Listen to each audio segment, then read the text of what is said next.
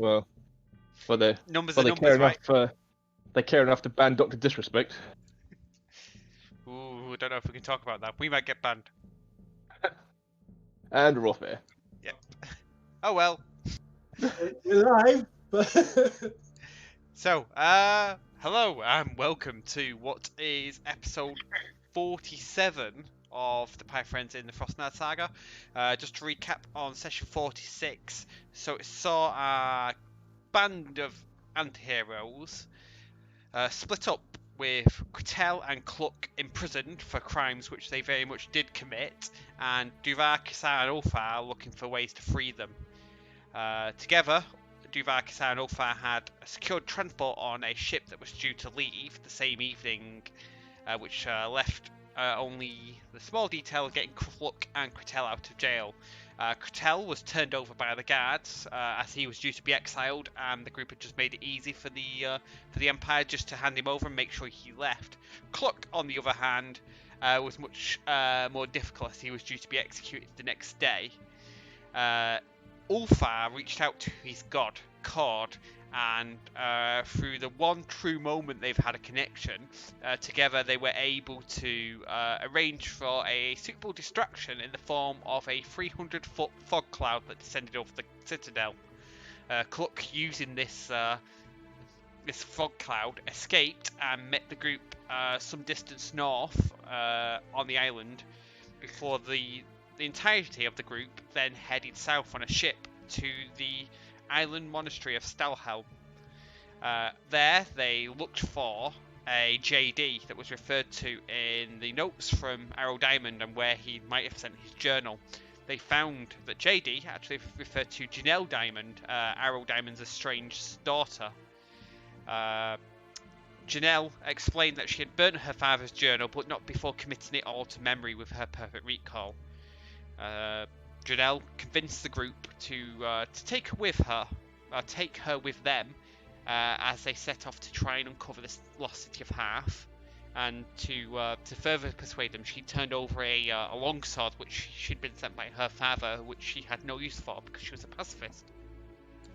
Finally, as the group prepared to leave, they were attacked by a group of the Shadow Hand, and they were led by a woman known as Brix. Now, Cluck flew Janelle to safety while the group fought off the Shadow Hand, and that's where we're going to pick up.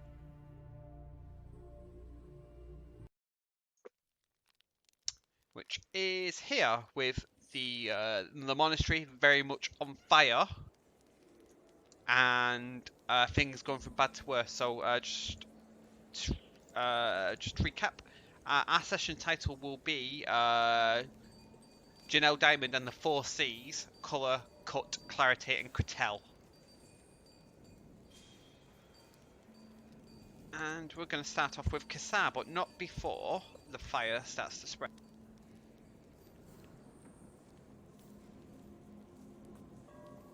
fuck. Yeah, that's right. Further back. That's what I want. It's way too close. So the passageway is almost entirely engulfed.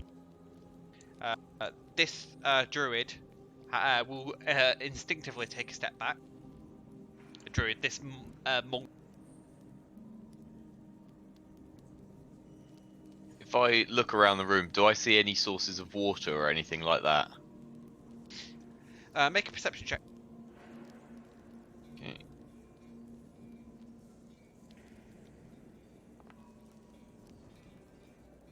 Oh.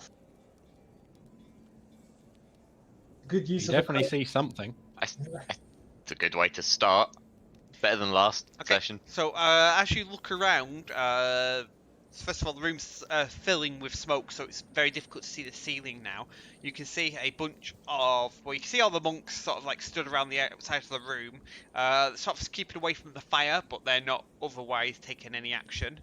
You can see that the fire's engulfed almost the centre of the temple, where those flasks of fire had been thrown down from the roof. You can see in the back corner there are several barrels stacked up. Now you can't tell what's in them, but that would be the only thing that you could think would contain any water or liquid. Is that top left corner? Yeah. Okay. How far am I away from there?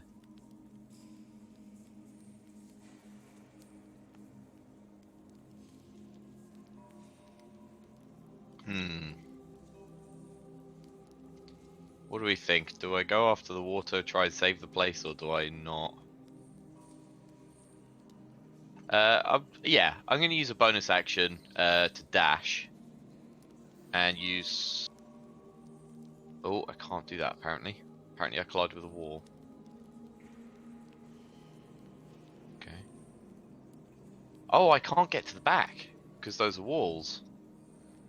They are, yes, so the back of the chapel is actually up a few steps, and there is also like a half wall at the back. So you would have to climb to get up there. Okay. And I don't have any equipment that would help here, I don't think.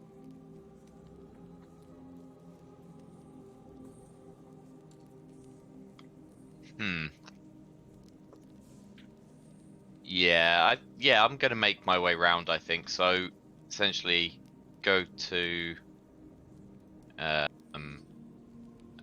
escape.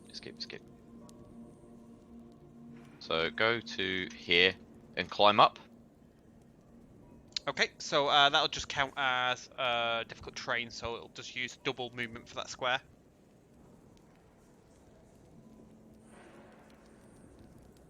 So that is 10 feet. 5, 10.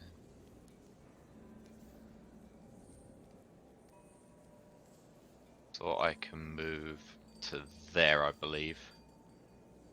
Oh, no. Apparently I can't see anything now, I'm stuck. I think you may have got stuck in the pillar. Yes. I believe I can move to there. Okay. And that's the end. I'm going to ask the fellow monks, not druids, monks. I'm going to say, get what water you can and help me put out the fire, and hopefully we can escape with your lives. I understand that you don't want to do combat with these people, but at least try to protect your home. Okay, make a persuasion check. Yeah. 14. Okay.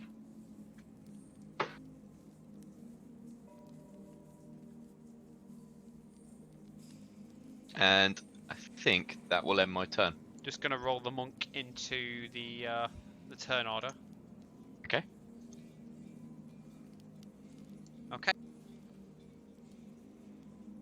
Kratel, it is your turn. Alright, fire only hurts if I stop in it, doesn't it?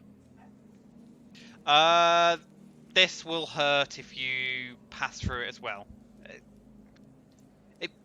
What's your intention? I'll tell you if it hurts. How about that? I was just gonna run through it. Okay. You can make a acrobatics check to see how well you do in avoiding. I mean, I'm still gonna run through it anyway. Yeah, but... yeah. But this will be directly proportionate to how much damage you will reduce from it.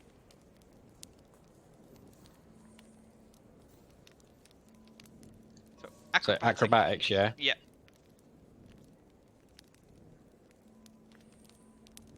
Do a barrel roll. Okay, you're gonna take half damage from the fire.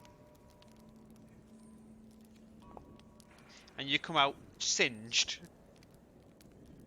Is that a grand total of 1 damage there? That is 1 fire damage.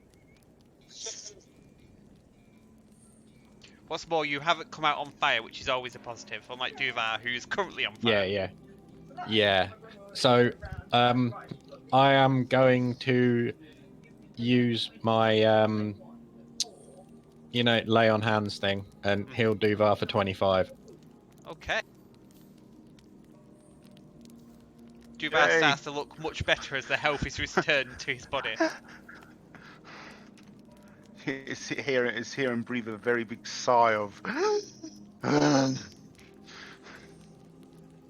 that's the whole lay on hands pool as well. You're a very kind and considerate paladin. not like the usual sort we get here.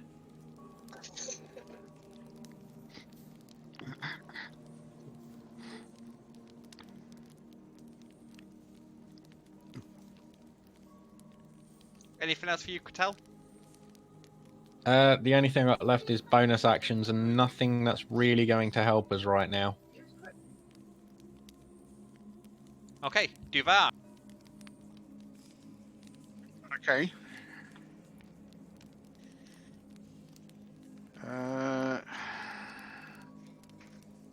Should we try and put out this fire? Is that going to take an action to put out the fire, I presume? It will, yes. Hmm. So, first of all, you'll take 5 points of damage from it. No. I was going to put it out first. Yeah, you're still going to take the 5 points of damage first.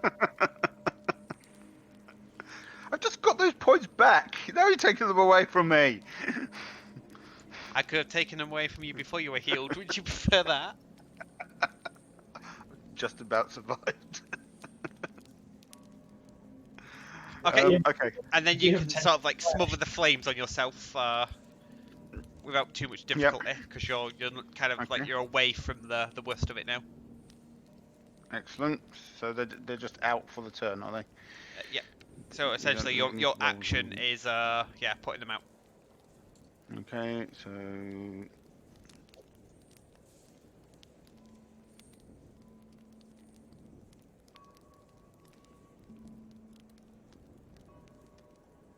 Okay, so I'll hit a. How many key points do I have? I'll have a. I'll use a key point to put on patient defense as a bonus action. Okay. What does that do when it's at home? You can spend 1 key point to take a dodge action as a bonus action on your turn. Okay, cool. Cool. Okay, so you are currently dodged and waiting to take a pummeling. Yes, exactly. Standard Duvar. Standard duo. Ulfa. Ulfa says, sorry, and heals Duvar for 19 points of health. And then as a bonus action, I'm going to attack the one in front of me with my spiritual weapon, Judah. Duval's loving the heals. 22 to hit. Hits. Yeah. That's 4d8 plus 4, I think. Let me just double check. Yeah. He is looking around for Kazara at this point, though. He's going, where's the archer? And he takes 18 points of damage, the one directly in front of me. Okay, he now looks bloodied. Nice. And that is all I've got. That's all she wrote.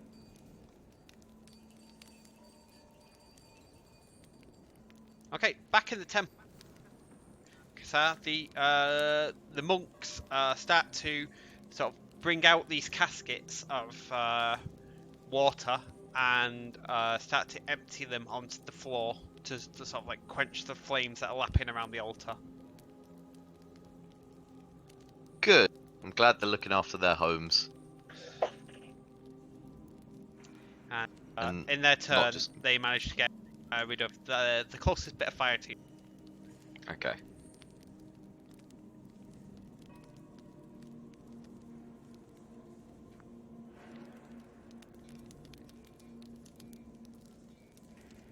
And that's how they're going to...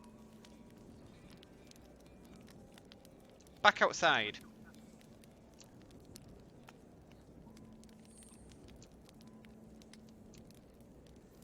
Oh, as a point of reference, David, sorry, the guy that I hit is also pushed back 10 feet. I forgot to add that. Okay.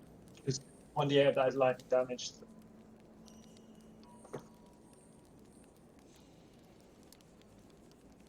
So they're all going to re-engage and attack you.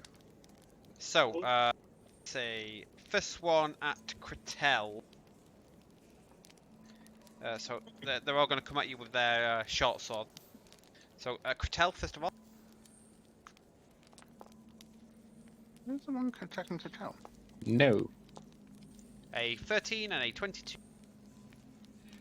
The 22 will hit for a grand total of 3. There's the one attacking Kratel.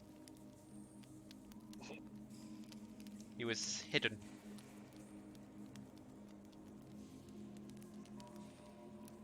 Okay, then the one attacking you, Duvar. Yes. A 5 and a 10. That would be a miss. Okay, and then 2 attack you, Ulfar, Okay.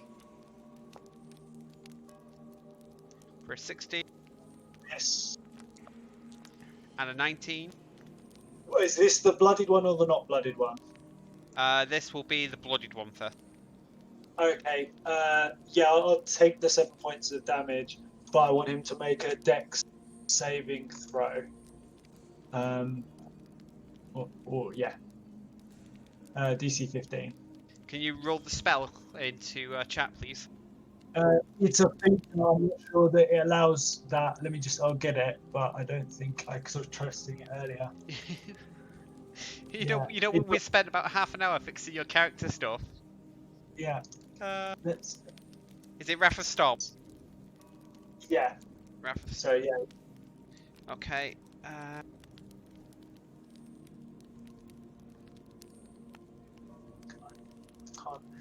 I can't see a way to. What's the saving throw? It's dexterity 15. Is it your spellcasting? Yeah. Yeah. And what's the damage? 2d8. Which type?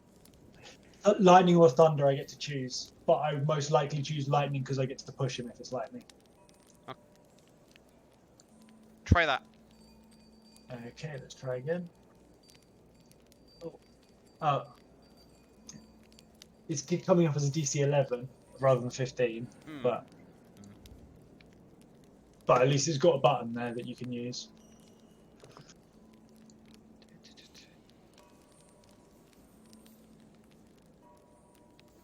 Yeah, I might have to have another look at that later. Yeah. But you've got a button to click now.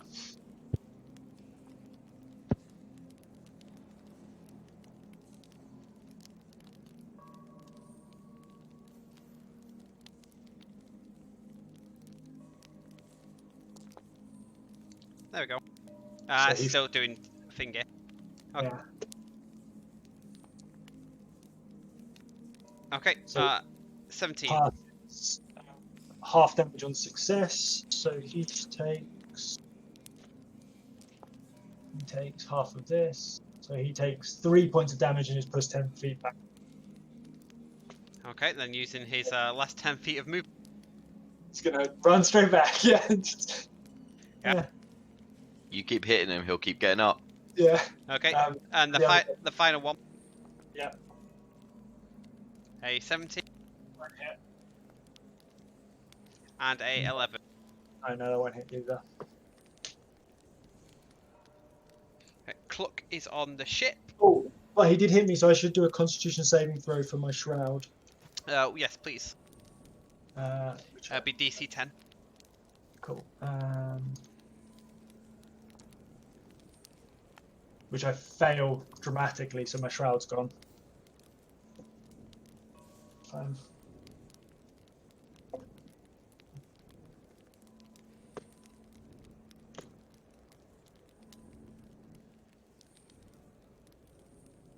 Okay.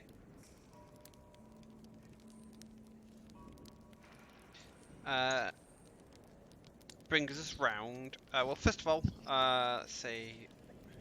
The fire at the door's going to continue to burn. It is going to start to light the bedding on fire.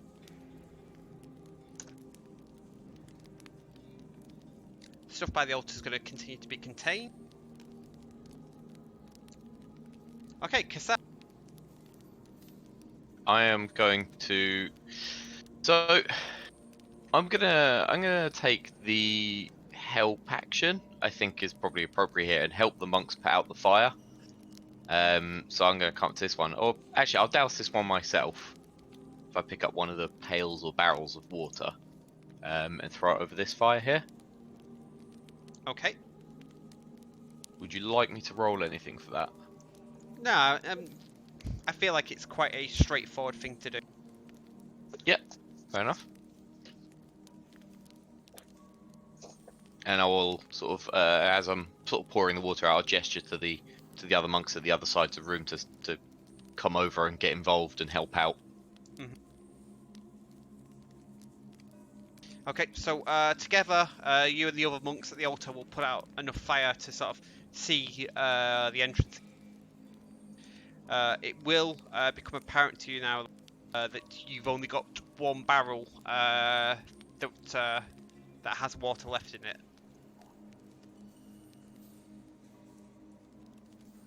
And the sort of the roof of the building continues to fill with smoke, and it's actually starting to get down to just above head height now. Because I'm gonna can't move because that pillar. So I was gonna move to there, and then finish my turn there.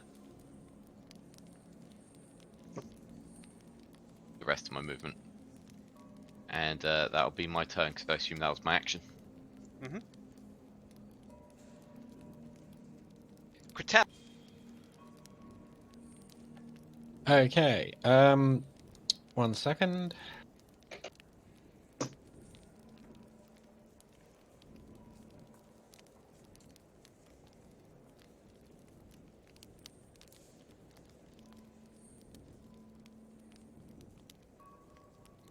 So I've cast that at 3rd level, so the one in front of me and the one in front of Duvar, but I've also quickened it using some of my sorcery points, so it's on a bonus action instead of an action.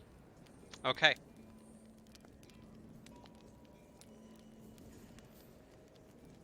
That is so the one in front of you failed. Okay.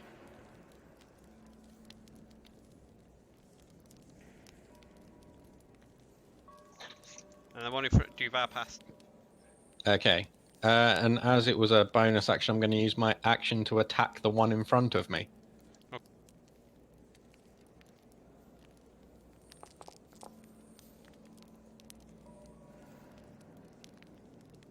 Which should have been at advantage. I didn't hold the button.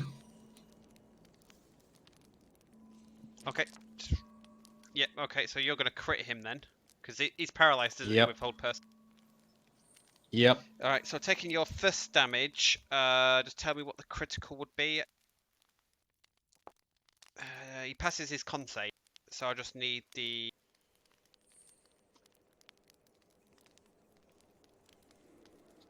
It's a D6 plus 2. So, 8.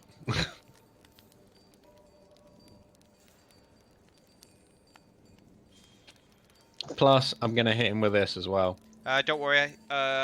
When you apply half of the poison crit, he would. I just had to Okay, get... never mind. I was going to smite him. It's overkill, much. Yeah, they're kind of squishy, these. Yeah, although, as I've used my action to hit him, I'm going to move forward. Do I get my second attack? Yeah. There's no reason why you wouldn't. Other than that Yeah. dodgy roll. I mean, it does nothing, but you get it, right? Oh, yeah.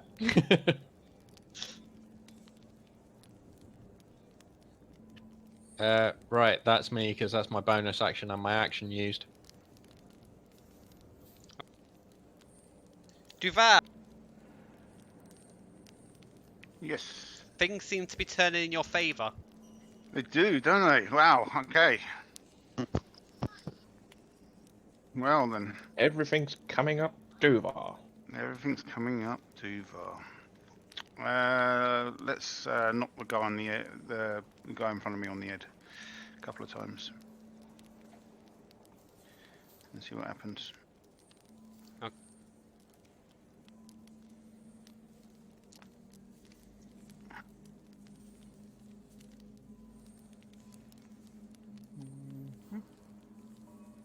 So the first one's Excellent. And we'll hit him again. Harder this time, probably. yeah. He now looks bloody. Oh yes, Yep, that's definitely. what I like. And you bludgeon him down to the ground.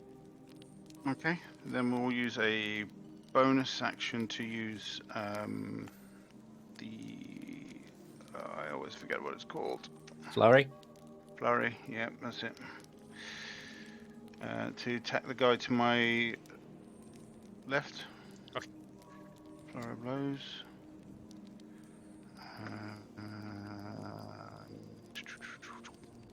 See where that goes us. Yeah, I'm loving this, Duvar. This is. Yep, he falls under your attacks as well. Excellent. And then I can move, I presume, move over to behind him. Mhm. The other guy. Well, feeling right. Normally his quarterstaff's a pile of doo-doo. I know. And last attack. It's when he was offered to get a Jafar staff weapon, they suddenly showing how good he could be with a staff. And there you go. There's the answer. And back on form. Yeah. Yeah. Having seen two of his compatriots go down, this one's a bit switched on and will duck out of the way of your hit. Yeah. No. And that'll end my turn, I think. Okay, brings us round to Ulfa. Okay, first things first, I will cast Sleet Storm, which is a 40-foot radius cylinder, so that cold rain will flames. 40-foot radius. 40-foot radius, yeah. Okay. Like centered on whatever best covers the fire, essentially. But essentially, he's going to cast it, and as soon as the fire's out, he's going to uncast it. So. Okay, that's a 40-foot cylinder. Yeah. Good thing we've Wow, got that's a roof. huge. Yeah, 40-foot radius. 20-foot tall. Yep. I'm just. What's the effect again? Right, it is. Till the spell ends, freezing rain and sleet fall in a 20-foot tall cylinder with a 40-foot radius centered on the point choose within range. The area is heavily obscured and exposed flames in the area are douse. When a creature enters the spell's area for the first time on a turn or starts its turn there, it must make a dexterity saving throw, but it won't last till next turn because, yeah, effectively it will just be decast as long as you don't want me to have to wait till another time to turn it off. Yeah, it has to be in place to have effect on the for it to affect the flames long enough. It will have to remain for a turn at least. Okay, that's fine. Okay, we'll do it as that. So yeah, it's dex saving throws or fall prone if you Forever. Yeah, basically. Okay. There will And be no heavily obscured is like I can't remember. Is that Can't see shit. yeah? But is that like darkness or is that like? No, I don't think it works like. But it's been a long time since I've read. Yeah, heavily obscured is darkness, opaque fog, or dense foliage. Blocks vision entirely. Okay, so nobody in that can see. Yeah. Okay. God And damn. Fantastic. but there will be no more fire. I'll move my as a bonus action. I'll move my spiritual weapon next to the last of these cultist guys, and I will try and hit him with significantly less damage. Now I don't have a shroud. With disadvantage. With disadvantage, okay. You can't see him. Oh, okay. Okay, so 18. Still hits by some Yeah. fluke. Well, I knew where he was before I tried to hit him, so I think that's within the realm of the. So he take 20 points of damage, and look at that roll, baby! Oh yeah. Yeah. You make a perception check. Yeah, I don't know whether he's dead. Right, perception. Who said anything about being dead? I rolled an 8 on my Yeah, you perception. just hear the howl of your storm. Yeah. Okay. Yeah, that's the end of my turn.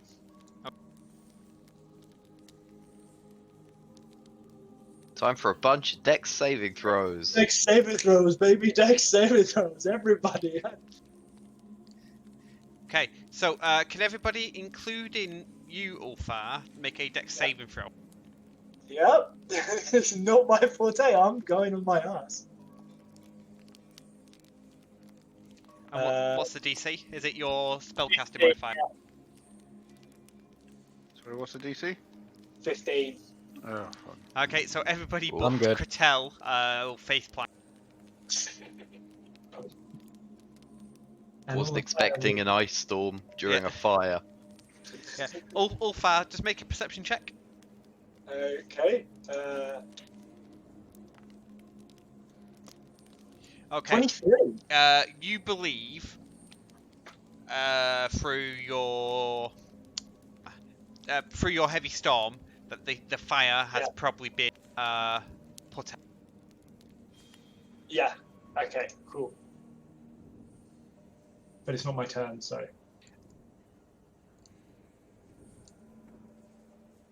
Everyone's gonna get up from being prone. Yes. And then, Well, at this point, we're going to drop out of combat because there is no enemies left. okay, cool. Okay, so I do the storm. Oh, there we go. So Yeah. that's loot, baby, loot. Everybody, loot. I'm gonna look around and see if I can find the main woman who Yeah, was giving yeah. orders. Slightly worrying. I'm first Fuga. going to get off the floor. Check that all of the monks are all right, and that the fire's been put out inside the temple. Yeah, so inside the temple, there's still heavy smoke in the top of the temple, but it's started to lift now that the fires are out. Everything on the floor is either burnt or sodden. It's very clear that the monks don't have anything left after the attack, but otherwise they seem uninjured. Kratel, you make a perception check because you're looking for the woman that was leading these that disappeared after presumably chasing after Cluck to your point of view. She's nowhere to be seen. I will turn to Ulfar and say, "Can you send a message to Cluck and tell him we've dealt with all the ones here, but the woman's missing?" I can do that. I can do that. Cluck, this is the message from Ulfa. We killed all the fuckers here. Are you okay? We don't know where the cat lady is. I will fly back saying back on the ship. But I lost. She was chasing after me. But I think since stopped. Not sure. Yeah, so from where you can, where you are, Cluck, as well, you can see the sort of like the outcrop of the island. You can also see that there's this thick smoke like pouring out the top of the temple as well. Okay. Just in case that changes anything that you would reply. Yeah, just sort of say there's an awful lot of smoke. From my point I will of view. relay all this information. Cluck is good. He's on the ship. He doesn't know where the weird lady is either. That worries me. She was following. Remember that bit? Oh, yeah. She was following him, but he lost track of her. Just think you'd add that afterwards. Well, our main port of call now is making sure our boat's all right. Indeed.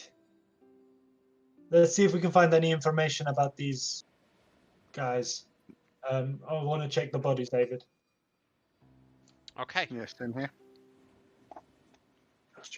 Perception, survival, investigation. What? Humanoids normally call for survival. Okay, I could do that. 19. 10. He knocked mine onto a 2. Okay, so you discover pretty much what you were expecting. You see the same tattoo marked on all of the dead bodies. There's a number of short swords and daggers which are of no use. There's nothing really else of note or anything that takes your fancy apart from a bit of coinage which you can scoop up as you're going around. Okay. How much coinage? A bit. Um, Is it worth, you know? You'd probably say, well, let's say you've got 10 of them. You can roll a d4 for each one, both of you. So that's 5d4 each. Are the monks? So the monks in the chapel. What race are they? So is that amount of gold pieces, David? That's the amount of gold pieces because it's just easier. Okay. Yeah, no worries. The Okay. monk. Let's see. Nope. They're mainly human, Kassar. There's a few half-caste fellows. You know, a little bit of orc, a little bit of elf. David. Predominantly In which human. case, in a rare moment of sort of niceness, I should say, that we should donate a portion of it back to the monks so that they can buy back some of the belongings that they've lost due to our bringing of trouble. Agreed. They can have all of it. We didn't bring trouble. They were after the woman. Orpha's They've been- already giving. They've been following us around the city, and I kind of feel for the monks here who have lost seemingly everything because of what's happening. Yeah, Orpha's already like dumped a handful of gold into the closest like monk's hands. Like, The monk looks a bit shocked by this and doesn't quite know how to react. David, the like cultist guys that are on the floor, the way they're dressed, is it in any way like, is it just sort of random sort of like robes that anyone would wear, or is it distinctive enough that it would be worth keeping as like a disguise? Make a insight check. Insight? Yeah, insight. Okay. 23. You believe that there is some benefit in this, although you're not quite sure how much. So it's not uniform as such, but they are all like generally wearing the same sort of get-up. Okay, I'm just gonna add, I'm gonna take a cultist get up between, you know, whatever's survived between the lot, one full set of like what I think would make a good, and roughly pick guys my size.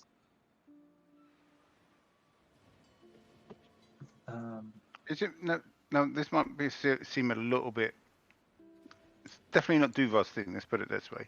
But is it worth flaying one of the cultists and taking the tattoo? See that coming? And Sorry, taking one of the tattoos. I know this is exactly why I said it's not a Duval's thing. That That sounds is- like a Kazar thing right there, taking trophies from corpses. Taking trophies from animals is different than flaying a sentient creature. Can I put that out there? That's more of a club thing, isn't it? It's more more of a cluck thing, if anything. Cluck when you need him. Kassar will not be too thrilled at the idea of flaying a human. Those Duval, he's just suggested it because he thought, well, as the point is raised, Ulfar will take time to make like a detailed sketch of it, so so that we could recreate it at a later point. I think maybe you could use it as disguise. Yeah. You glue it onto your arm. Yeah. Oh god. That would help, especially because they're on their back. What should we do with the corpses? Should we dump them in the sea?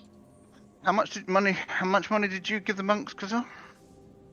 I gave them 15 gold pieces. Oh, okay. How much money did Kazar give them? I don't think you I gave them any- suggested we give them some of what we found on the corpses to get back their belongings. So you didn't find anything on the corpses, so you didn't give them anything. I wasn't searching. Ulfar did. I suggested to the two of you Yeah. to give some of what we found to them so that they could You're buy back some suggesting we bedding. you suggested that we give them the money that we found. Yes, Well- that's what you did. Well, part of it is mine, and if you decided not to, I would have given them some money. Still give them some money, mate. Come on. Go for We've it. given them 15 gold. They need more. Kasai is very much not a charity. Yes, but he's happy to give other people's money away. He's a Um, celebrity fundraiser. yeah, Mike, are you asking us about the bodies or the monks about the bodies? Kind of both, because we can't just leave the bodies on the doorstep of the temple. Okay, yeah. So, yeah, David, what do the monks say about the bodies? The monks will say that to them the bodies are simply empty vessels, and if you have no custom, they will dispose of them. I'm more than happy just to dump them in the sea and feed the sharks.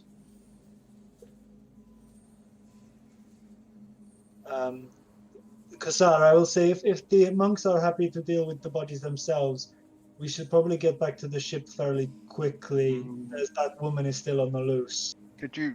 And Did we you- don't have long. Did you take some of the robes? Some of the what ropes? The robes from the Ulfar monks. took Ulfar. something from the cultists. He's like created a cultist like get up that might work from a distance. He thinks. Yeah. All right. So is it? It's not worth grabbing a bunch of uniforms or anything like that. They're not uniforms. They look similar, but they're not as if they're all wearing like stormtrooper costumes. Sorry. Yeah. It looks like it's just the icons, mate. That's it. That's all it is. Okay. That's fine. Yes, surprisingly, most icons of mobs all look the same because it's Yeah. Yeah. It's just the because of that, it made me think Yeah. that they were wearing the same stuff. I mean, if you ask Ulfar directly whether you think it's a good idea to do what he's done, he will say yes. It's a very good idea. It's so clever. I'm so clever. It's a good idea. It's not going to work for a £350 total. I don't know. I still think it's a good idea. You might need two. Yeah. Duvar's two people walking side by side. You just had to pay each person on him. Those three cultists are walking really close together. They must be best friends. Right. Right. The I'm ship. out of there. If we Yeah. got nothing else to ask the monks or anything like that, let's skedaddle. I'll say my farewells, wish them peace and whatever it was, and leave. Ulfar will lean into Duvar and go, "They're a little simple. I don't think we could get much at talking to them." Yeah. And so yeah, we'll make our way to the ship, I suppose. Okay. Can we not navigate this stupid path again? Nope, you can travel by map. That is fine. So, over the course of the next 30 minutes, you make your way down to the rocky precipice. That is, yeah.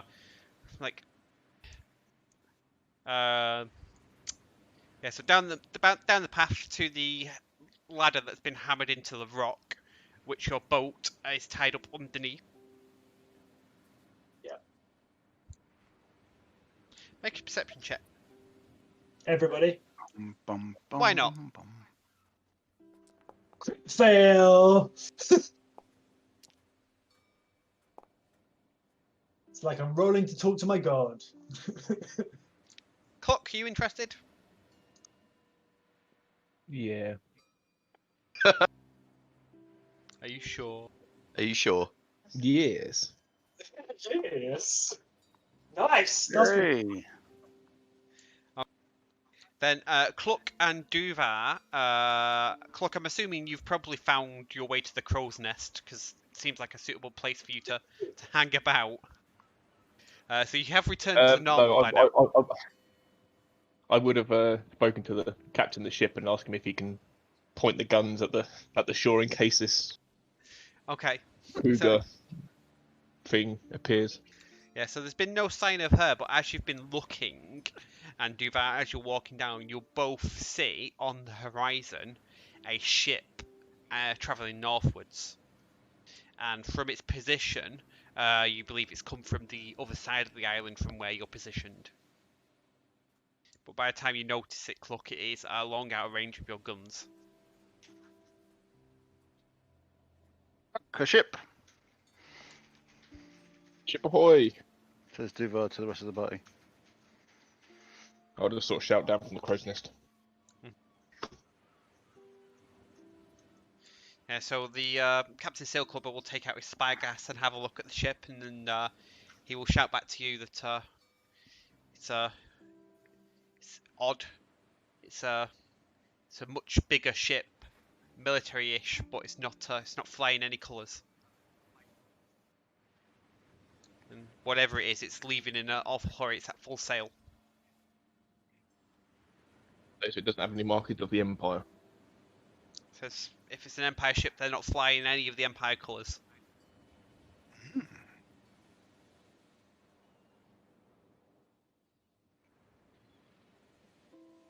Be our cultist friends, or more importantly, our Jaguar cat lady friend. Yeah, she's going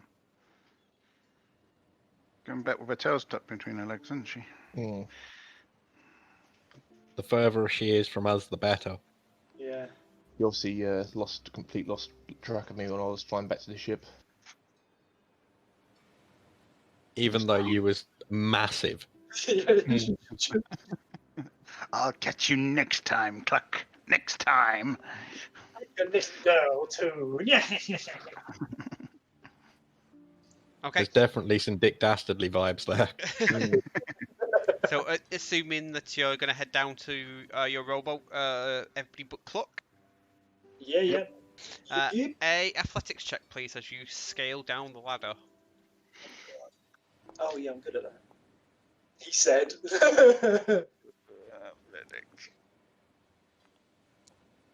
Not so good. We have got a clockwork hand.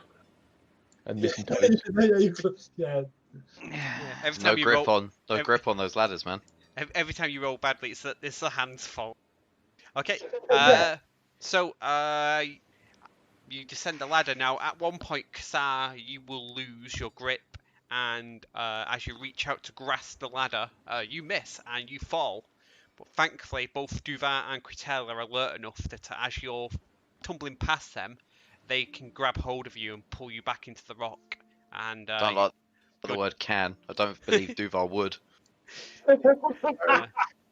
He would. yeah, you're a little dazed, but like you're not hurt by it. But it's scary because it is like razor sharp rocks underneath, and high probability of serious maiming. Duval would, and then remember he missed an opportunity. It's Thank you, kind sirs. It's canon now that Kasar climbing is not Kasar's thing. Yeah, it seems like a general rule. Yeah. And the only time he has climbed well, he got. I was a werewolf. He was a werewolf, or got turned into a werewolf because you're on a tree. I got my strength buff and suddenly became really good at climbing. Now I've lost it and I'm super terrible at it again. Okay, so over the course of the next half hour, you will roll the boat back to the ship, and sorry, go on. Sorry, I need to change my strength back now. Okay. Because you're poking me now. Yeah. Yep. So you're helped up onto the deck, and you are. You're helped up onto the deck, and then the rowboat is brought back onto the deck and secured. And Seal Clubber will sort of point up at the smoke that's still hanging over the island and says, I trust things went well with the monks. Went fine with the monks. It was the cultists that ambushed that was the problem. Yeah, sure. Your friend up there, and he'll point up at the crow's nest. He said as much as he brought that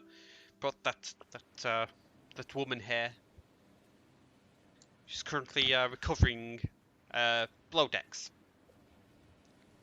Glad to hear she's well. At this point, I'll just glide down from the crow's nest. I'll turn to him and say, what do we owe you for the extra passenger?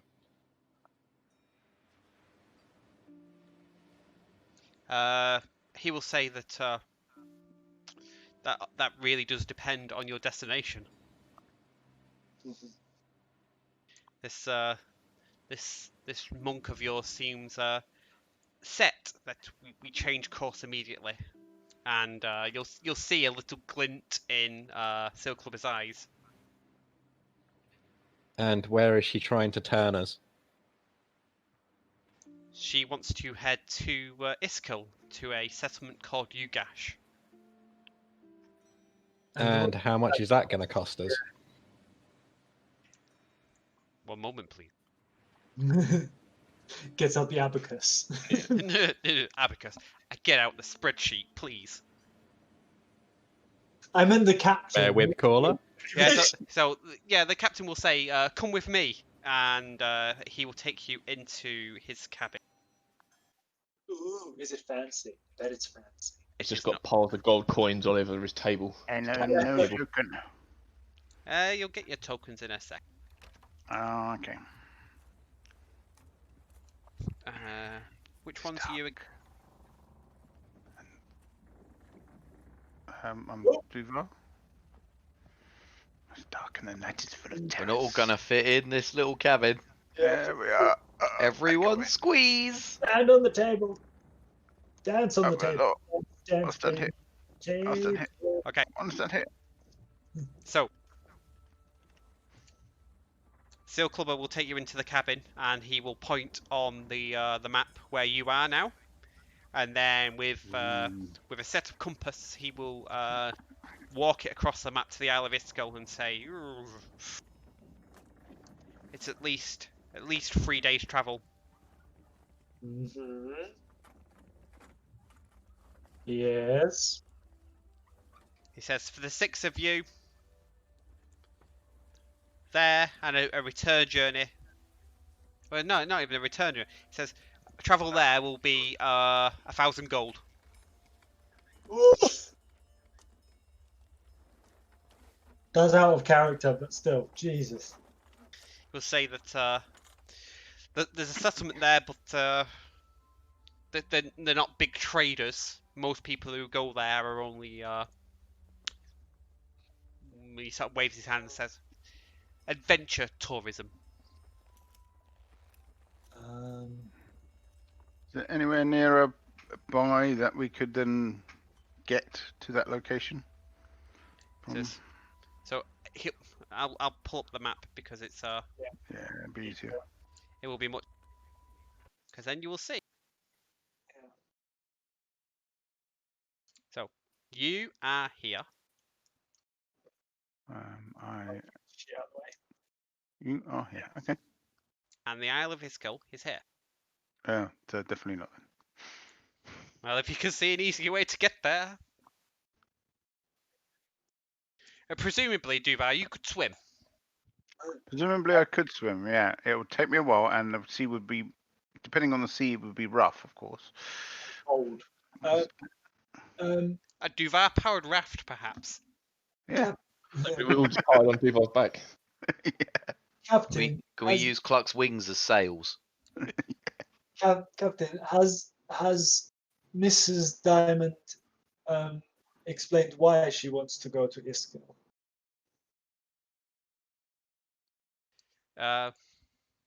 She said she'd explained it to you already, that this was important. I don't know. You try talking to her. Yes, yeah, I'm sure. Okay. Guys, how are we for that kind of money, and are we agreeing that we're committed to this journey now? Well, we can't go to the Empire lands, and seems like a good place to hide out for a little while, if nothing else. Okay. Yeah, no, agreed. I have the cash. 200 gold apiece. Because I ain't got the cash. I'm just shy of the cash.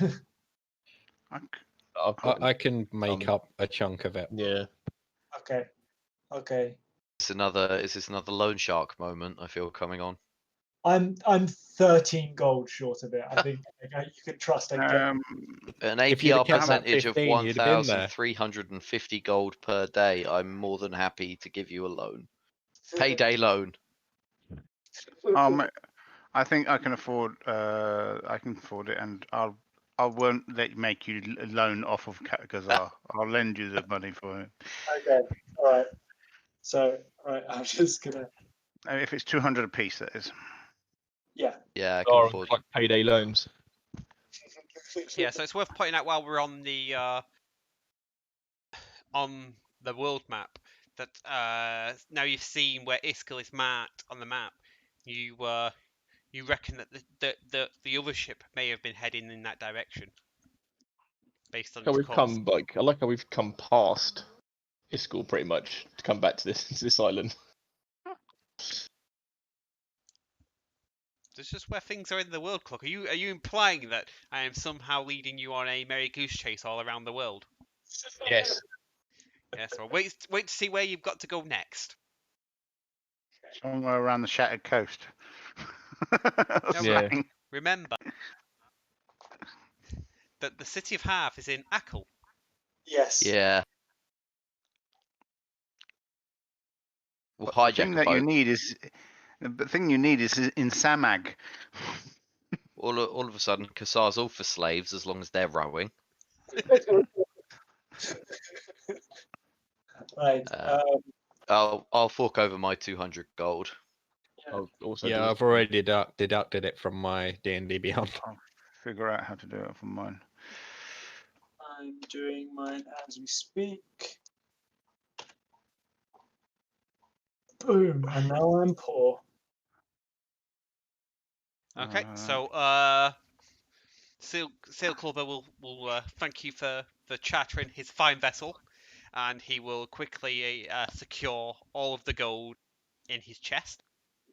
Like a good pirate captain, he has a chest. Of course. Arg. Does he lock the chest? Yes, with a key that he wears around his neck. Of course he does. hidden in his face like tentacles. Yeah.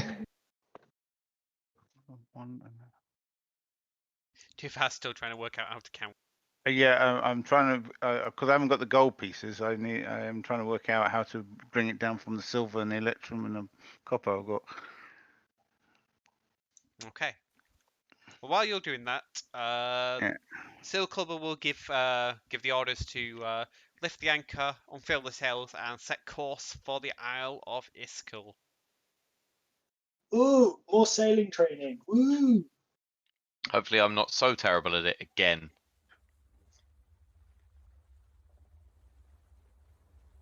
So, Okay, so it will take 3 days before you arrive, and you'll arrive at midday on the third day. okay. During that travel, can I attune to this sword? You certainly can. You will also all benefit from a long rest. Yeah, we will. Yay. We roll in for our 2 seconds.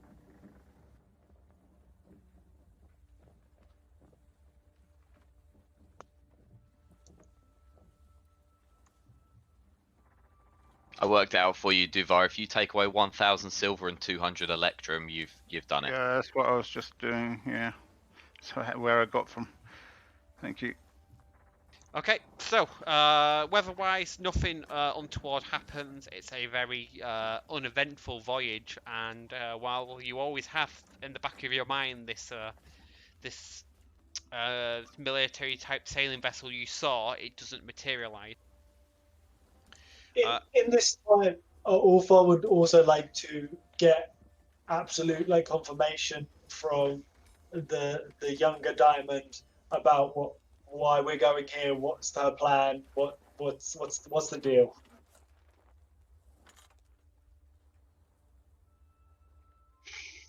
Okay, so during your conversations with Janelle, she will explain that while the medallion that Cluck has is the physical key to unlocking the city and the temple, we first need to find where the city is now. It's generally known among the people who've looked for it that it's on the Isle of Akel, but despite many expeditions, it's never been found.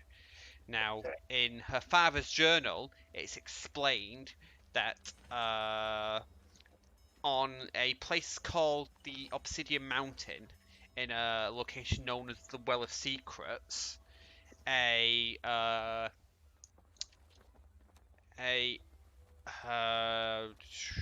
to think of the right words.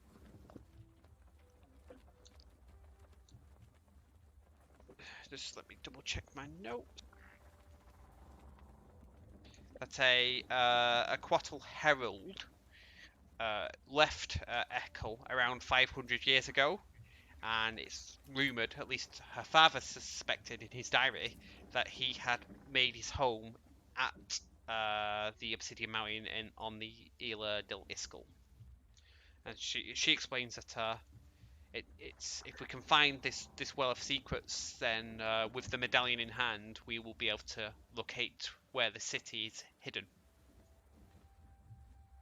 Okay. Okay. So this is like a sort of natural conversation over the next couple of days. Now, is there anything else you wish to ask Janelle during this? What's in her skill range? How much can we rely on her? So she will explain that obviously she's got near perfect recall. Just going to pull up her character sheets. Bear with me, because I've myself forgotten. Obviously, she's a pacifist. Yeah, I remember that much. She's just kind of like, you know, if there's anything in her father's journal that might help you at any particular time, she'll be able to recall it. Okay. But she's Or also. for at least. Sorry, go on. At one point, yeah, or for at least at one point, we'll like give her like pages of like a book that's out of his pack, get her to read it, and then take it away from her and get her to recode it like a magic trick, because he doesn't believe it until he. She will do so with no issue at all. Awesome.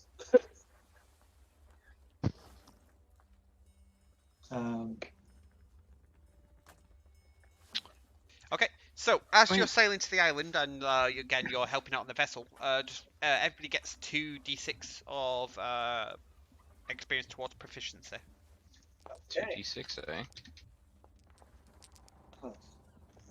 Hey, I did better, I think.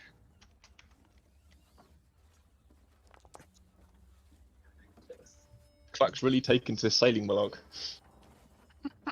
What's your sailing proficiency now, Clark? 30. Did you note these down? I track them.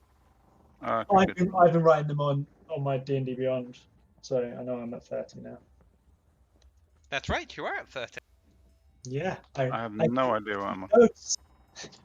I'm not at 30, I'll put it that way. Yeah, so Kasar's probably doing the worst. Duvar, you're at 24. So for everybody else who's watching, essentially, it's quite easy to learn proficiencies in this, in that if you're under the instruction of somebody who's proficient in that skill, you will learn at a rate of 1d whatever a day, depending on how good they are a teacher. And Captain Sail Clubber, for the old salty sea dog years, is quite a good teacher.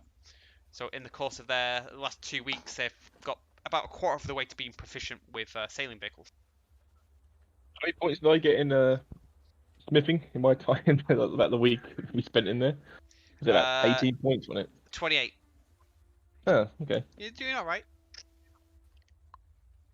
Not as bad as what I thought. But you're a better sailor than you were a smith. Yeah. So, in your conversations with Sail Clubber, he's explained a bit about Ugash, the village that sits on the Isle of Iskel. He says it sits on the edge of a lake on the western side of the island. That the people there are hardy folk and mostly a mix of humans and orcs. and they have taken to worshipping the gods of the sun and the moons. He will explain that like it's not a very well-known settlement. It won't appear on many charts, and people don't really trade with them. The only people he knows that travel there are either explorers or adventurers who seek the challenge of the jungle, is how he explains it. But he says that he'll have none of that nonsense, and he'll stay right on his ship.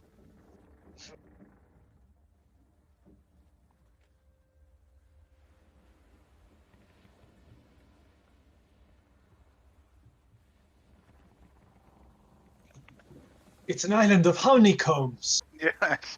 Wow. This is where the Wasp King lives. Yeah. No, that's the thing that raped Harry. That tower was just an outpost. This is where they come from. This Okay. is cool. Why won't it let me zoom in more? This is unacceptable. Ah, there we go. So, as the ship gets close to the island, you'll start to notice a few features. So, first of all, there's this giant obsidian-coloured mountain in the centre of it that looks quite like a volcano. And then, as you get closer, there's a small cove will come into view on the western side of the island. And Seal Clubber will sort of expertly navigate his small ship through the mouth of the river to a lake that appears before you. Now, in the centre of the lake is a tall Aztec-type pyramid. Pyramid's not the right word. What's the what do you call it? I know this word. Why have I forgotten the word?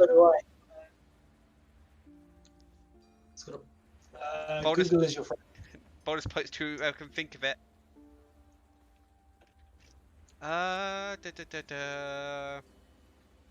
Nope, it's completely ziggurat. Ziggurat, yes. Yeah, so you'll see this ziggurat in front of you, and then a small village will come into view. Now, the village itself is mainly a few huts, but the one thing you will notice is there's a small jetty, and there's also a beach ship at one side of the village. In the lake itself, there is numerous catamaran-style canoes, so like two canoes that are attached to each other, and these orcs and humans fishing, mainly with spear, but also with net. Does the beach ship look like the ship that might have left? Make a perception check. I didn't see it. So. It's like, oh yeah, you didn't see the original ship. So I'm gonna say it's quite obvious the one that's beached. Yeah.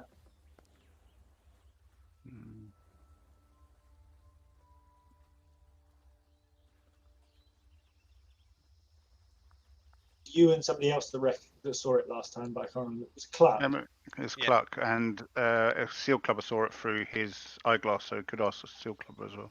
I think he's probably left us. Yeah, so Seal Clubber's at the tiller, sort of steering you in, and he will bring the ship to a halt on the edge of the jetty. I don't recognise that ship at all. Perception check from you, Clock.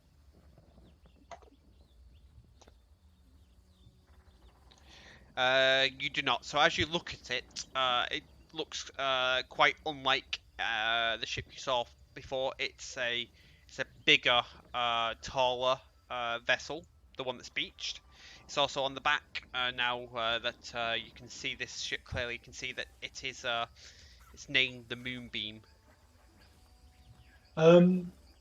Can Ulfa have a look at it to see if there's anything distinguishing about it that from his travels and sailing, whether he recognised symbols of where it hails from, whether it. Sure, make a perception check.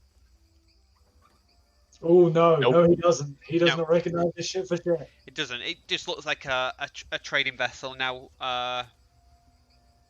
Yeah, apart from the name, Ulfa, you don't discern anything different. Okay. Cool. So Sail Clubber will offer you a few words of advice and says that the people here are that they're free people, so the village law is its own. So I would be careful. He will also say that the ship will attempt to trade for supplies, but then will look to essentially return back to sea, and that you can either contract him to wait, or you can ask him to return after he's finished when he's doing this, and either way he'll charge you. Of course he will.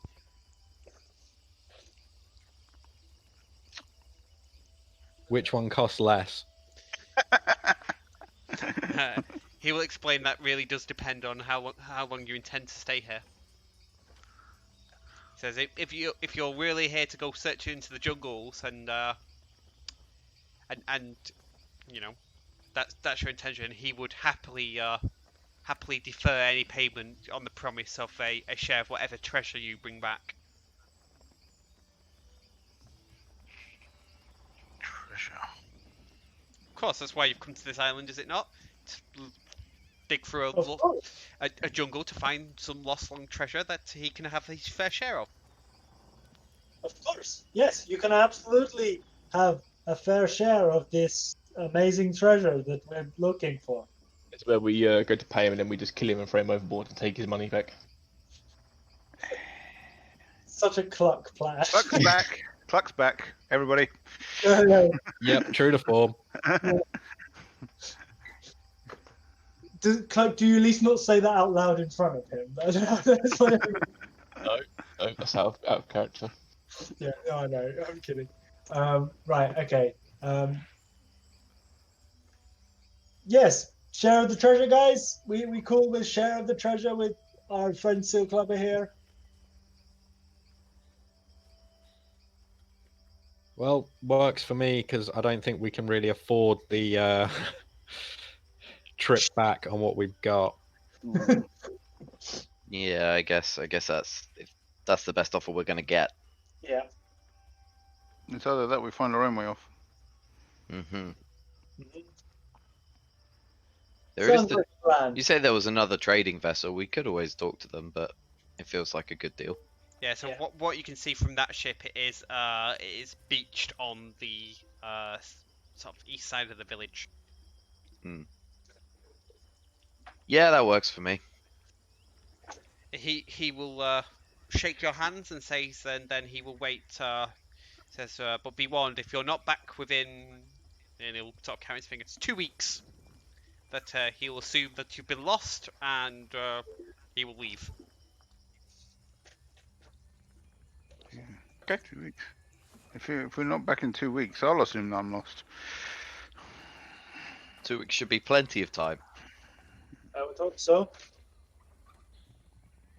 Yeah. And he says, now don't forget, equal share of the treasure. And with that, you can Yes. disembark. Equal share. An equal share. On 6th. So Between us and the captain. you're almost immediately met on the dock by a male orc who will greet you and will ask if you're in need of a scout. A scout in need of a guide. He will explain that he's a much better guide than any you will find in town, and that you would do well to secure his services before somebody else asks for them. What makes him a much better guide? Janelle, how confident are you of The navigating cost. this place on your own knowledge? Janelle will explain that based on the maps in her father's journal, that she would have no issue getting us to the place. It's just a matter of time. Okay. It's a very nice offer, sir, but I think we will be fine on our own. Okay, he says. Be that it. Be that it may. No, he will say. That's your choice, but if you change your mind, he will be here. Him. Yeah, I'd like to ask him what makes him a good guide. What makes him the best guide in town? Yeah, what makes him the best guide in town? Well, that's quite simple, my little turtle friend. I am the cheapest. Little. Right. We'd prefer someone who knew their way around. I know this island like the back of my hand. Anywhere where you want to go, I can take you there. Just tell me.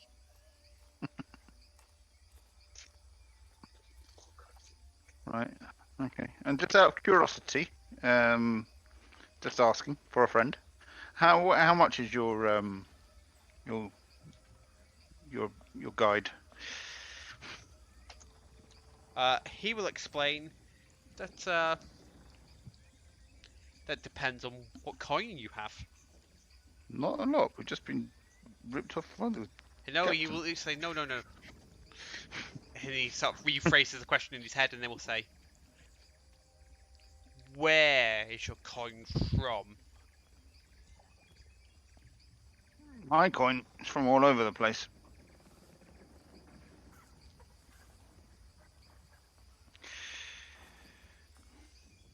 He will say, "Show me."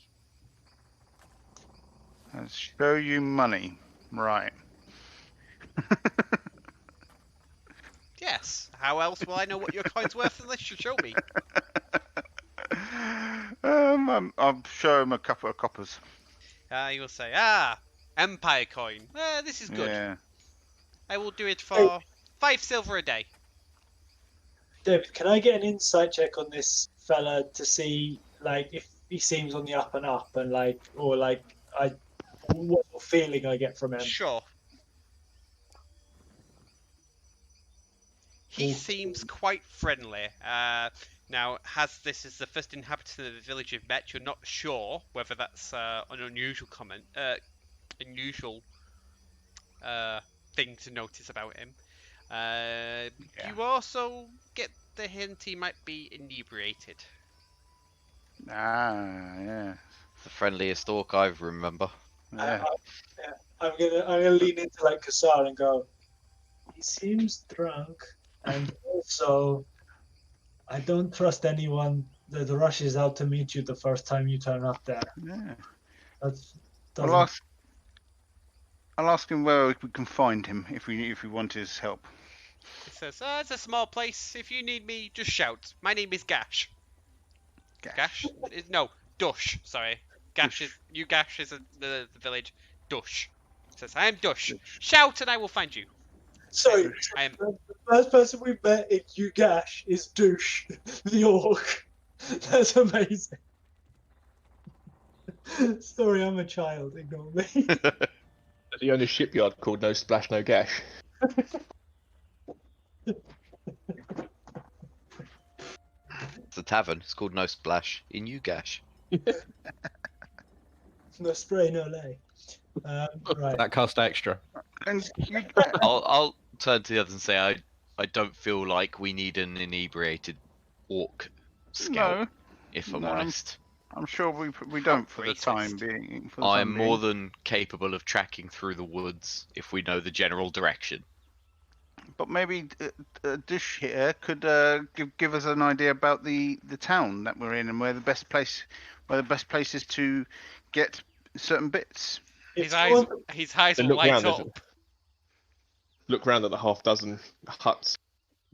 Duvar, if you want to pay him, you can pay him. I have no interest. I'm gonna start walking I have down. no money. So his eyes will light up at that Duvar, and he will sort of like walk with you and say, yes, I can be your guide of town. Quite cheap. 5 silver. No, well, you got to prove I think I'm going to need some proof here. I've proved to you that I've got coin. Can you not prove to me your knowledge of the town? Make a persuasion check, Duvar. Sorry? Make a persuasion check. Persuasion on a drunk orc. Okay. Or is that guy on holiday who always gets it's persuaded to find the old street tat. He will shake his head and say, no, coin first, then I'll prove to you. If you don't, if you don't then think it's good, well, we'll talk about refund. I will laugh with him. And pat him on the back and say, "We'll give you a shout, Dash." He says, okay. Remember, I am best guide. That's good. I beg to differ. I've got it. I remember. Oh. Just could I get an idea of what he looking at him? What kind of outfit he's in? What kind of how is he equipped? That kind of thing. Is he just Yeah, so wearing town's clothes, or has he actually got some armor or weapons or anything like that? from what you can see, just from looking at him and people around here, that their clothing and their tools and their weapons all seem to be made from animal bones, sinew, and the like. Um, But at least I can appreciate his clothing. Yeah, it's quite tribal. You get the view, so it's like his belt will have like notches of bone in, and he's got like chitin chest armor on and stuff like that.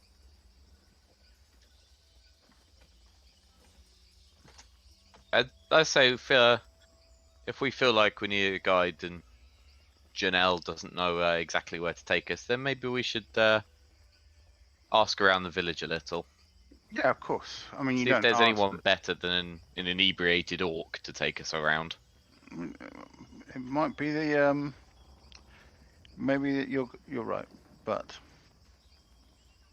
And I'll proceed to sort of stride into the village, and I'll look for stride. what would be sort of like a meeting place or a tavern or something like that. Okay, so as you enter the center of the village, you'll see first of all like a cluster of huts around what appears to be a fire pit, although there's no fire there. That's at 5. At 4, you'll see a long, low hut. Towards the jungle, you can see like solitary huts on stilts. And then at the end of the sort of village, you can see this this beach ship that has a. So now you've sort of walked into the village, you can see that an entire section of it is missing, and there's like a walkway that leads up and through and into this opening. I have a feeling that the ship is going to be the tavern. Like Moss Isley. Yeah. Precisely. Precisely wasn't a ship. I'll say, well, I'm gonna go One of them check was. out the old ship over there that seems to have been beached. If anyone wants to come with, or is everyone else gonna look around? I'll come with. Just make Yeah, I'll follow along a with perception check as Pick you off. move through the village. Okay. 21. 23. 5. Okay, so Ulfa and Kassar, as you look around the village, the only other things that stand out to you is there is what appears to be a tall human in what looks to be like Victorian explorer garb. So he's got like the big hat, and he's wearing the khaki, and he's got shorts and boots and big long socks on. And next to him, holding what appears to be a pack twice the size of him, is a hobgoblin. A hobgoblin. Mhm. Jesus. Yeah. Is it drinkable?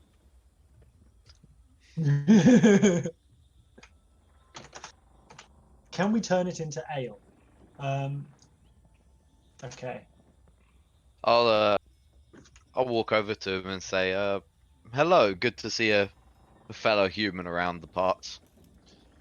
Okay, he will say, "Why, hello, old chap. How are you doing? Nice to meet you. Espinosa Mont Blanc. And this is my assistant Danko. Say hello, Danko." And Danko will grunt. An interesting companion you've got there. How did you come by the hobgoblin? So this is my faithful companion and assistant. He's been with me. This will be his 5th year now. Willing companion? Of course, of course. It's not every day you get to travel with a explorer of my renown. You're an explorer, eh? Of course, you must have heard of the Mont Blancs. We've Don't got you a make men? blood that goes back generations. Oh, yeah, the Mont Blancs. Of course. Very famous. Are So, you looking what for something in particular? you say you're an explorer, what do you know about this island? He will say that. Ah! Stalling. So Iska, well, dungeons are supposedly quite dangerous. The obsidian mountain, of course, but well, it's on my bucket list, so to say. I'll sort of look at Janelle and say, where was the place we're looking for again? Janelle will explain to you that the Obsidian Mountain, and she won't say the specific place, but she will give you a look which says, "Be careful."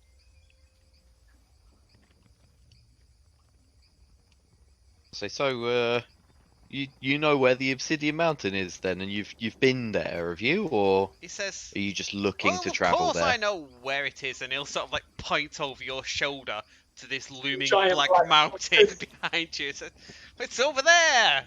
Oh, see, not an explorer, not like old Espinosa. Says, no, this will be my first trip here. I'm hoping to travel through the jungle, maybe rent one of those boat things. Bit of this, a bit of that. Maybe tangle with a bit of the native wildlife, and then, go home and write another book, I suppose.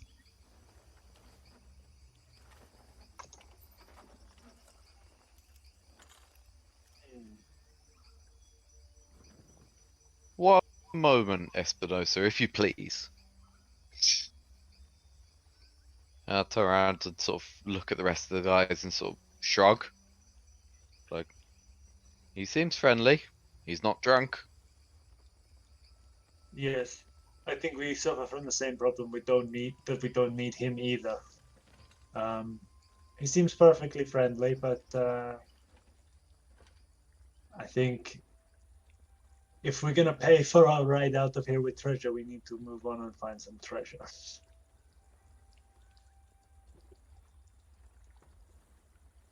Fair. We don't know what's out there, though. No, but between your natural skill in these environments and Janelle's magic memory, have you seen her do the book trick? It's amazing. But yeah, between those two things, I think we can probably make our way to most places. Ulfar, I make a haven't. perception check. Show me another time, Janelle. Ulfar, make a perception check. Is it worth seeing if we can get a map or anything? You can 21. feel Janelle glaring into the back of your head. I turn around and I'm like, She smiles.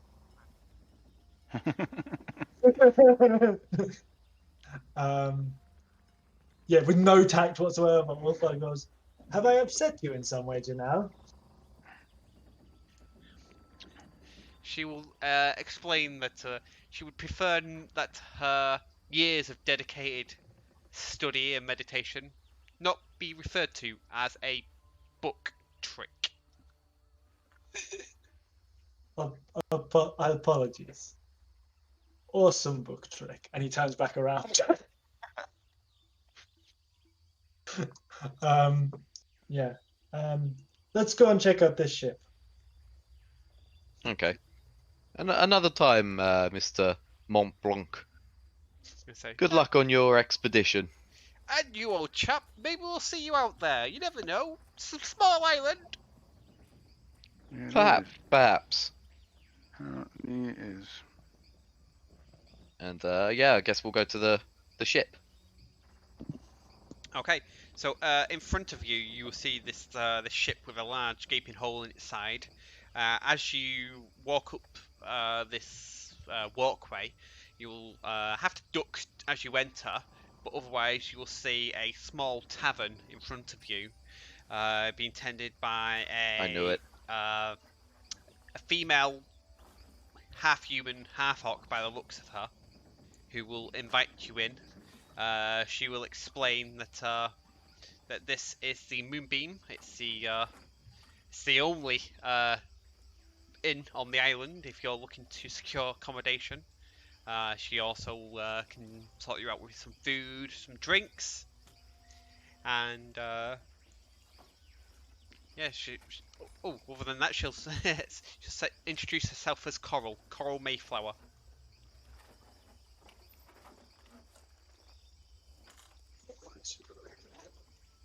Do you know perhaps of anyone who acts as a guide around here?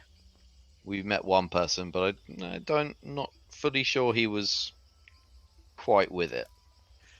She will explain that most of the villagers are happy to serve as guides to adventurers. It's one of the only means of sort of gathering foreign currency outside these parts.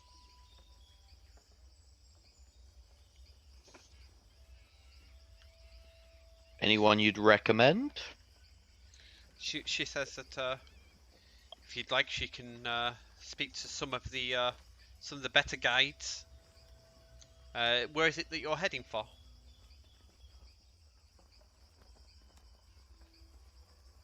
Big Mountain. She will look at you for a second. Now I'd like you all to make a perception check. Perception rather than insight. Perception. Made so many perception checks this session. Yeah, no, and they're not all terrible.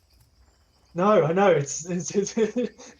the real stuff. So all of you but Kratel will notice that her expression changes somewhat when you mention the mountain, and she will say that it's a hostile place, devoid of life.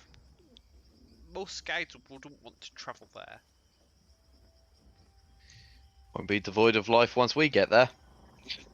Well. You also said most. So I'm sure there's some that you could convince with coin to take you, but it's a bad omen to step on the black soil of the mountain. Sounds like we're better off alone, guys. We don't want a guide that runs away the first sign of trouble. That's worked Omens out for are us. not really my thing. Don't believe in them. Don't think about them. Says you may not, but we are simple folk here. No kidding. Might I ask, Carl? We're obviously new to the area. Is there any rules of the town or the island that we should be aware of that we wouldn't unnecessarily know that we could step across without realizing it? She'll say we're quite a civilized folk. No killing. Says with the exception of ritual combat. Ooh, that sounds interesting. What's that about? It's how we settle disputes. The gods strengthen the hands of the just. See, trial by combat. Interesting. So apart from that, you'll find that the rules here are most the same as wherever you come from. I'm sure. And no, like town superstitions that we would come across uncouth, or polite practices that are best done that we should know about. She'll say that the only thing they really need to generally explain to outsiders is that you mustn't approach the temple at the centre of the lake. Step foot on that island is a death sentence. Understood. Why is that? If I may ask. She'll say it's sacred. Who carries out the death sentence? Are there? Oh, sorry. Go and do that. She'll say that it is the temple is sacred to our people, and that it would be the whole village responsibility to deal with any transgression. Understood. Hmm. Do you have priests or holy people that care for the island that live there most of the time, or is it uninhabited? He says that nobody can live on the island. Only Lucari and his household are allowed to set foot on the island. She says, I suppose you could refer him to as a priest. He's he's the leader of our village.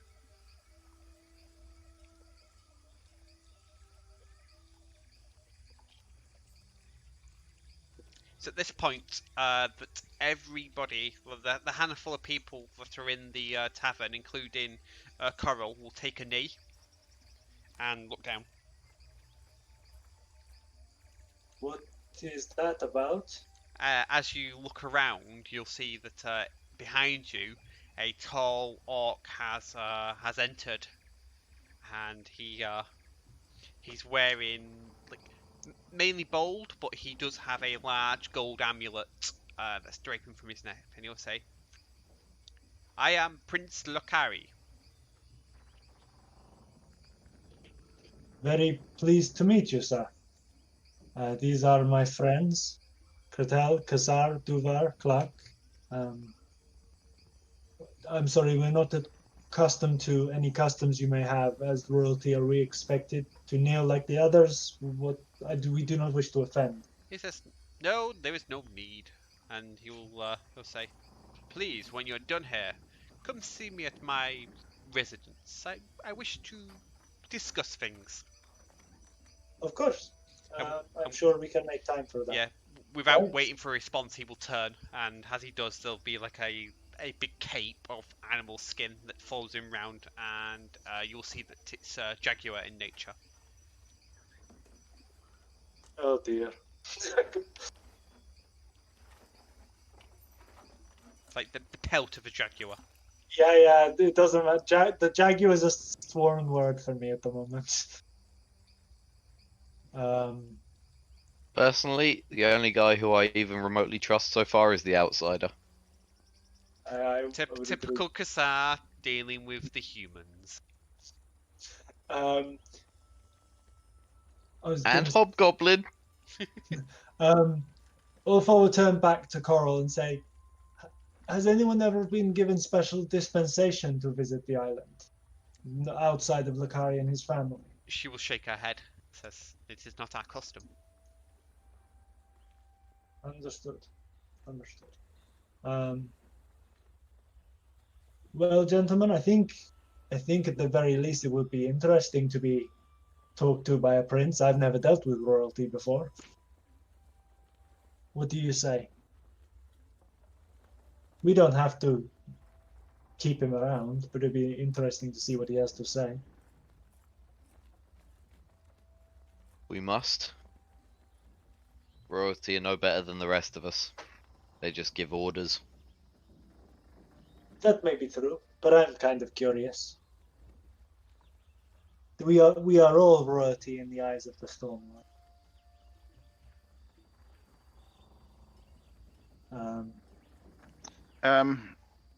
Duval would say it'd be a bit impolite not to go. Indeed, And since he is the leader of the village, it it might serve us. kind of really need to actually. Before we go, did anybody want to do anything else? A drink? We're in a tavern. Do always want a drink. I could be persuaded. Yeah, at this point, Coral has sort of regained her feet. He stood before you again. Are you paying, Duvar? I'll buy you a drink, my friend.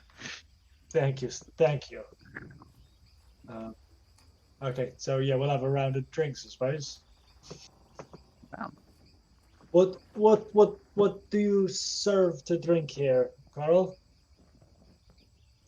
That is a good question. Come on, you should always know the This party is gonna drink. This- One guarantee. Duvar finds a tavern. It's just a cocktail. It's just a mixer. Yeah, there's not going to be much in the way of. I'm expecting a drink in a coconut, dude. Like, come on, we're in a jungle. Themed beverages. I'm expecting drinks that are made from poisoned toads and stuff like that. I was Please, just gonna no, say. don't give him I was just gonna ideas. say some sort of exotic fruit, but yeah, sure, poison toads.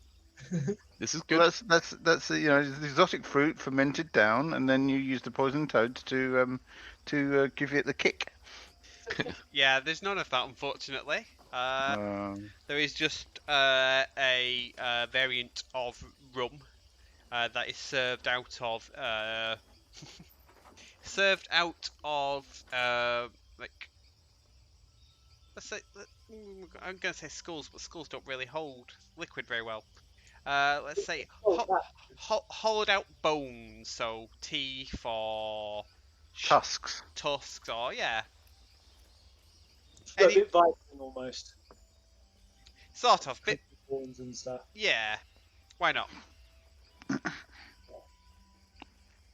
It's probably from Is it like, an indication of what animals live on the island? That's it. Yeah. What do from what they're using to serve things in? Do we get any sort of concept of what animals these bits belong to? make a nature check. We're stretching you now, David, aren't we? This is not my, this is not my You're skill assuming set. I don't know what's on the island already. Yeah. It is not my skill set. Yeah, so something large with teeth, Duvar, big teeth. Okay. And also, I didn't notice that its bones at all. I'll notion to our nature boy that What, Ric Flair? yeah. No, well, otherwise known as Kratel. Not Kratel. He's doing it again. Had to have The a other one. Yeah, the other one, leg K. To take notes, and maybe does he have a clue what this might be? Considering the prince was wearing a jaguar pelt, I wouldn't be surprised if it was the same creature. Big cat. Big teeth. Yeah, given the size of these like drinking teeth, you'd believe it was a monumental-sized jaguar. Monumental sized jaguar. Yeah, it's like a single tooth is Kitty! as big as your hand. Kitty. I will name him Kitty. Fair enough. Big cats. Big cats. Big. Anyway, I'd very much like some of these teeth, We and I'll need- stroke my necklace. they we are need a poured. very So your rum is poured, and it's for the 5 of you, it's going to be a gold and 6 silver.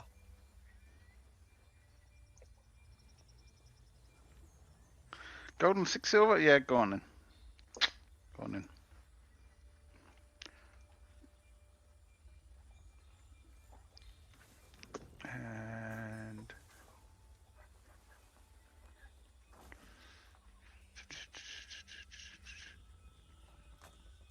And David, while we're having a drink, what the people that are in this ship tavern, do they have a what sort of opinion do I get of them? Just sort of casting glance over what they look and how they're acting, etc. So humans or orcs or a mixture in between. Friendly but keeping to themselves. Yeah. Okay. You does get she you know get, where I can? Go on. Sorry. I gotta say, you get the feeling from talking to people that they are quite a what's the right word to use? They're quite reserved and keep to themselves, and you, like, if you talk to any of them, like, you're kind of told, like, it comes up in conversation that essentially a man's business is a man's business is a man's business. Yeah. Fair dues. Does any of them know where I can get a big, giant ball of yarn?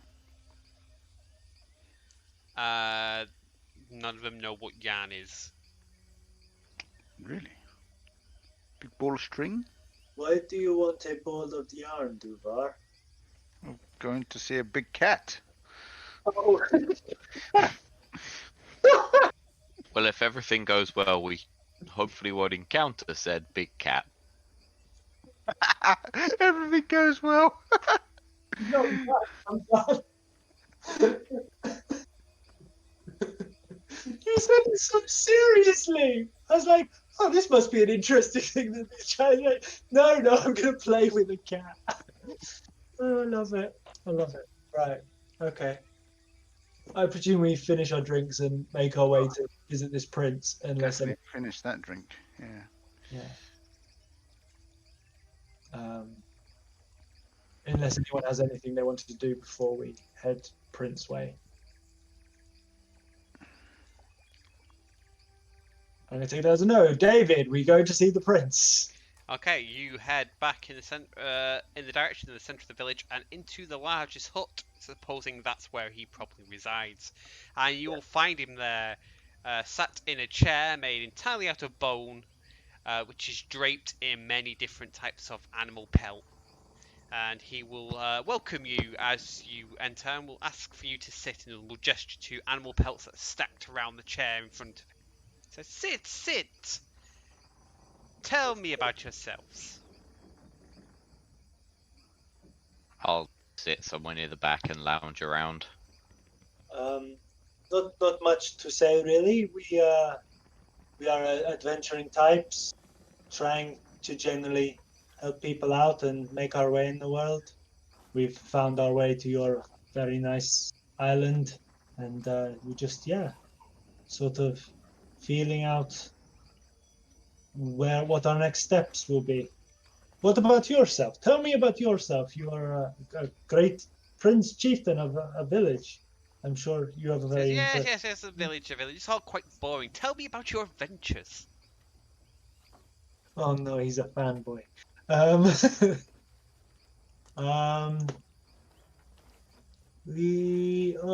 what have our adventures been?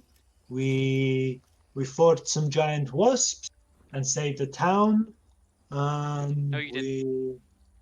Uh, No, you we, didn't. pardon? No, you didn't. Oh You shit, didn't. I don't know that, do I? No, you don't, because Ulfar wasn't there. No. Okay, what has Ulfar done? What has Ulfar done? Yeah. Duvar will regale him of his journey into from where he was a monk to the island that we met the others. So you'll give him a nice yarn of the tale of how he got there, and the journey that he took, many months of walking, and the people that he met on the way. He seems to lap this up. Says, this is the most interesting story, my turtle friend. Says, I've never seen one of your sort before, but I've never seen one of his sort either, and he'll point over at Cluck.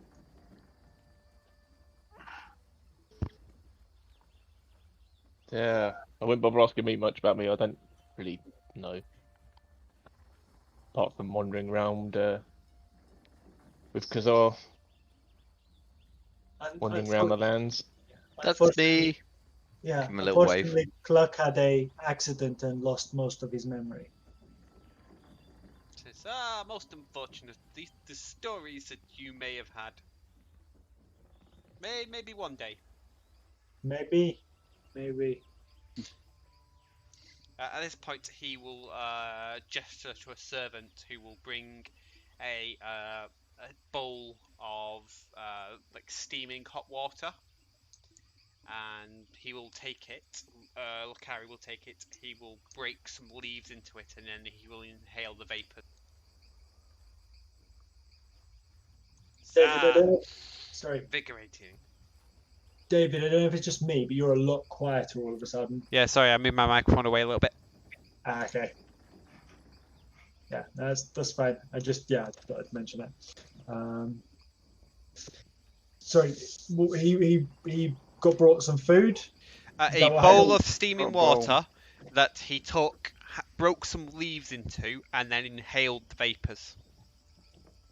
What is that you're breathing in there, Prince Lokari? You'll say it's a tribal remedy. Here, try it. It says Yeah, Ulfa It- without question tries it. in through the nose, out through the mouth. Okay. Make a Constitution saving throw. Yep.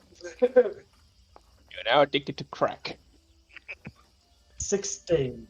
So, a couple of things happen. First of all, your hearing gets more sensitive than it would be normally.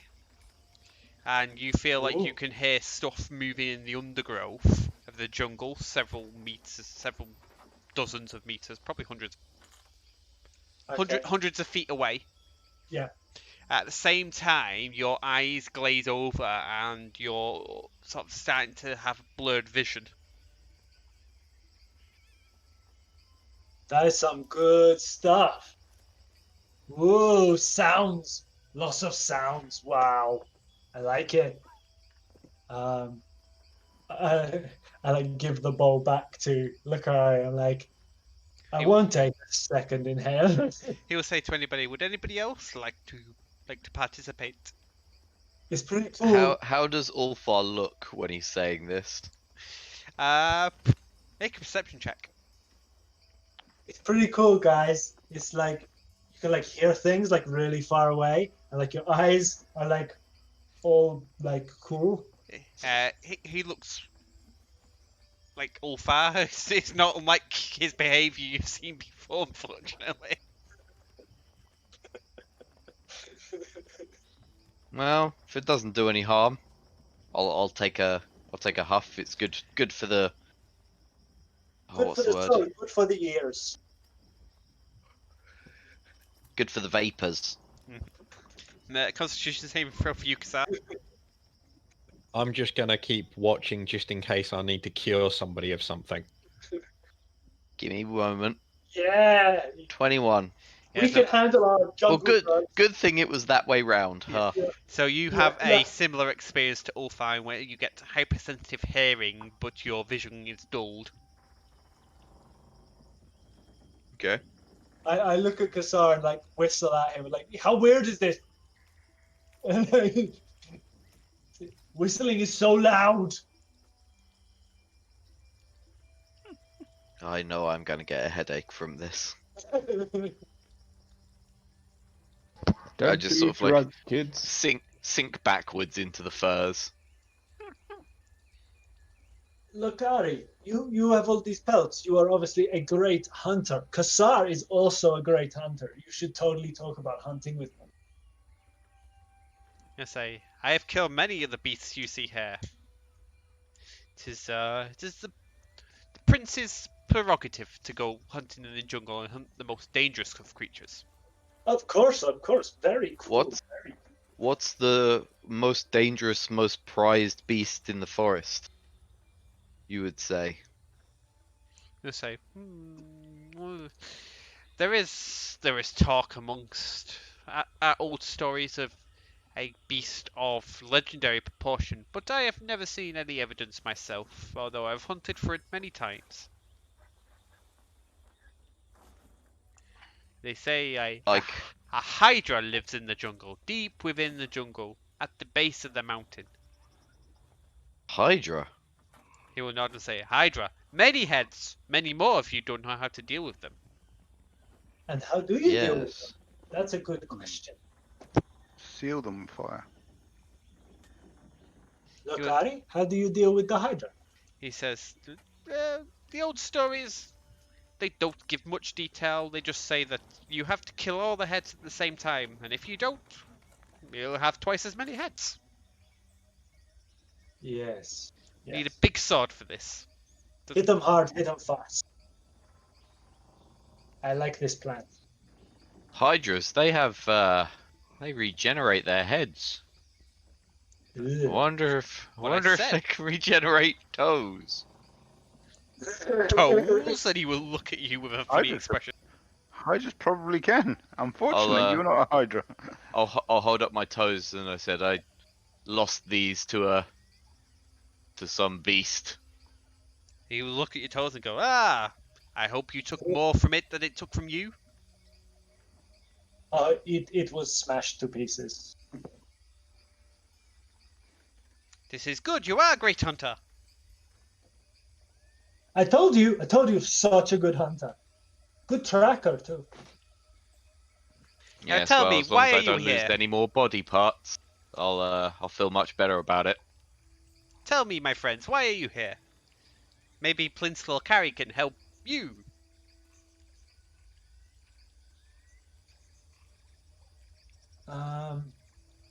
Janelle is sort of our clever person that knows clever things. Janelle, would you explain to Prince Lakari what exactly we're looking for here? Janelle will explain that you are seeking passage to the Obsidian Mountain, and this gets Lakari to snap out of whatever daze and friendliness he's in and sit right up and says, "The Obsidian Mountain. Why do you Yep. seek this place? It's not good. Full of danger. The Hydra." The Yeah. Hydra sounds useful. I could do with a good beast fight.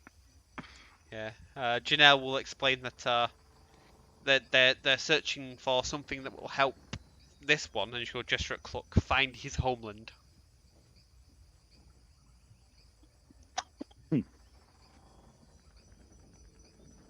Lakari will shake his head slightly and say, "This is a bad omen. You are nice people, and only death awaits people on the mountain." We've been told that before. Does he have drinks? Still alive. As you have heard in our stories, we have encountered great and terrible things in the past, and we have always survived and been victorious. I'll hide. Mostly. Yeah, Lakari will say that is the thing about hunters. You are successful right up until the point you are not. Yeah. I have the will of my god on my side. I am not afraid. Says we have the gods as well, and he will gesture out the back of the hut to the large temple that looms in the background and says, "But even we think that going to the mountain is folly." Is there anyone you know in this village who's been to the mountain? And returned, of course. He will shake his head and says, "Nobody has stepped foot on the mountain and returned." Interesting. Well, I do like firsts. Feeling confident. Hashtag first. Unless you know you want to keep us for any other reason. Obviously, we've got a long journey ahead of us, Prince Lakari. It's been very nice to meet you, but we should probably be on our way. Yes, Yes, we've got a strict time limit. As you wish. It was nice to meet all of you, and I hope you return. I will say a word to the gods for it. Thank you very much. And As we get up and leave, I just say to the others, if no one in the village is willing to go there or has gone there, there's no point getting a guide. But what about the human fella? If we run into a Hydra or run into something equivalent, he, could be useful. Janelle will say that her father's notes say that out the other side of the lake is a river, and that will take us quite a way inland, and it would be the quickest route, much better than hacking through the jungle. And she will gesture to the docks behind him and says, "We just need to acquire some boats." Sounds like a plan. That's a shame. I do like me some jungle. I'm sure there will be jungle at some point in Kazar. I hope so. I do hope so. We've got to get off the river at some point.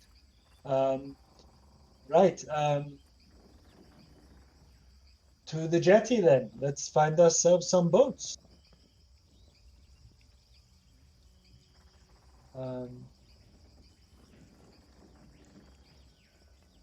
Yeah, as we approach the jetty, do we, who's about in terms of near and around boats? Well, there is your friend Gash. Dush. Yep. Douche. He looks quite expectant as you turn.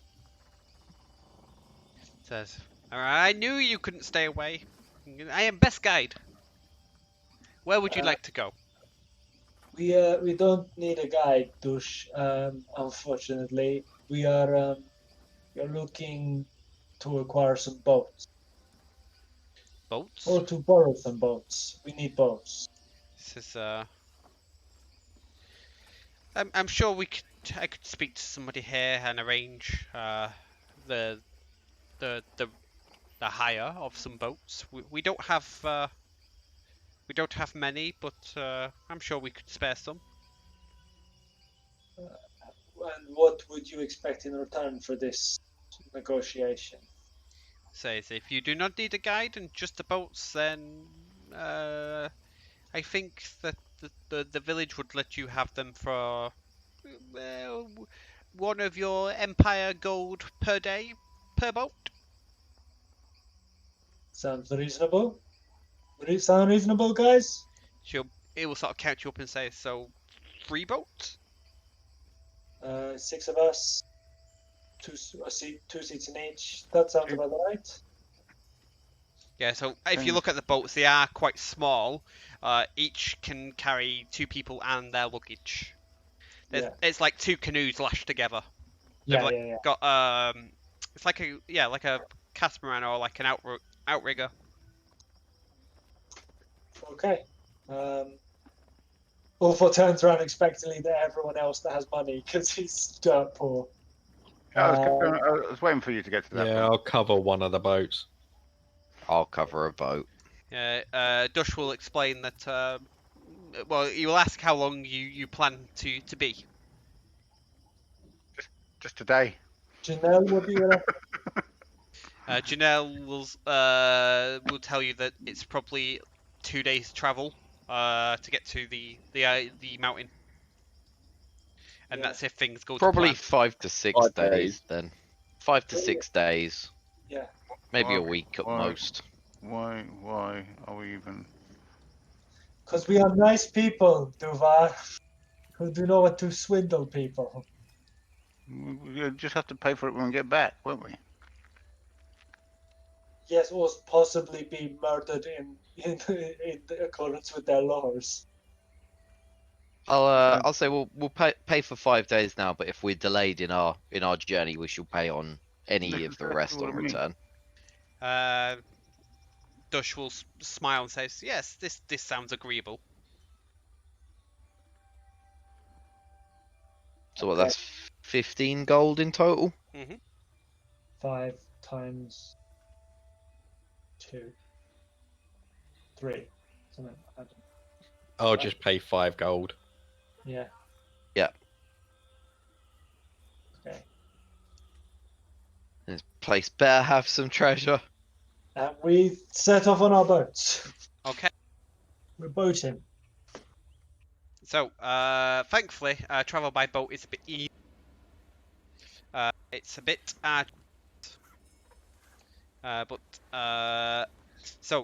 each hex is about a mile wide.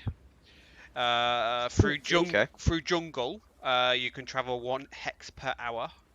But on the river, you can travel 3. Okay. The first hour's travel will get you to the other side of the lake, and at the start of David, these are these like in like canoes? You could essentially just like, you could just stop like paddling in the middle of a river, and you'd more or less stay where you were, considering as long as it didn't have a tide. As long as it's not depends on like the strength of the river. If it's like rapids or anything like that, obviously no. Yeah. But you can sort of like float. You'd be carried with a current, but from what you've seen, the current isn't particularly strong. So yeah, so if we wanted to sleep on the boats, we could do that. Presumably we didn't come to more hurry. Presumably we're going upstream, not down. Yeah. So we're against. I will say that I will row if anyone wishes to rest. Whoever I'm in the boat with. That's a good point. I'd Who's in what Devar. boat? You're in the boat with Devar. I was going to say, yeah, who's going to call it first? Knowing me, I'd probably prefer to either share with Cluck or Ulfar or Kratel. Yeah, I'm sure. But you've got Devar. I'll probably hop in a boat with Kazar. No, I'm in the boat with Kazar. I will share with Janelle because I will have her talk to Jorvig. And because she's your girlfriend. No, I just think Yeah. the knowledge she has from her dad's diary and talking to Jorvig might bring up some more information. And let me guess, you're going to be in the back one, so no one's going to be looking at you. ING. Oh, Jesus. Okay, not when you row, you face fucking backwards anyway. Kratel and Janelle sitting in a boat. Why? Children. VIG. Do I have to smite your one? Please. It depends if I'm in it or not. Okay. So it's not like rowing. It's like you've got like canoe paddles, Kratel. Fair enough. Yeah, but yeah. So is there anything in particular you suggest Janelle talks to Jorvig about? She looks quite perplexed when you suggest she speaks to what looks like your bracer. Just to say, like, any information that's written about, like, where we're going, just to actually, like, bring Jorvig up to speed and see if he's got any ideas of what might have changed or any information he might be able to give. Yeah. So from the conversation doesn't last long. From what Janelle explains of Jorvig of this island, he will tell you that it doesn't match anything in his memory banks.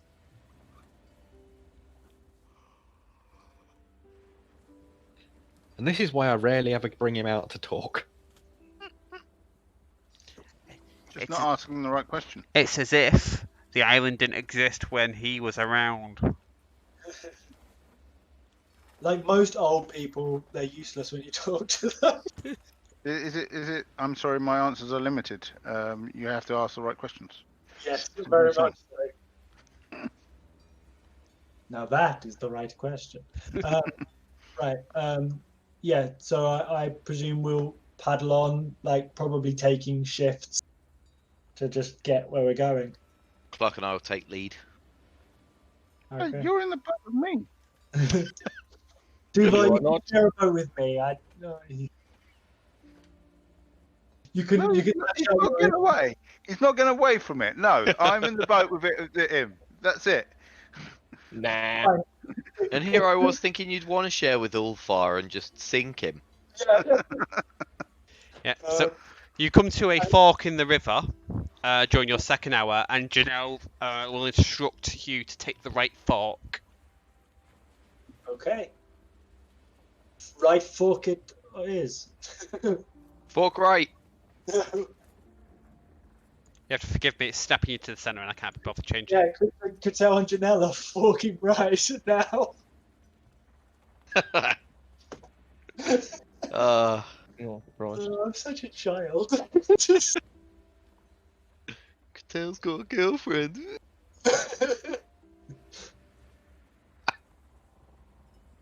Okay, it's now 5 in the afternoon and you're still on the...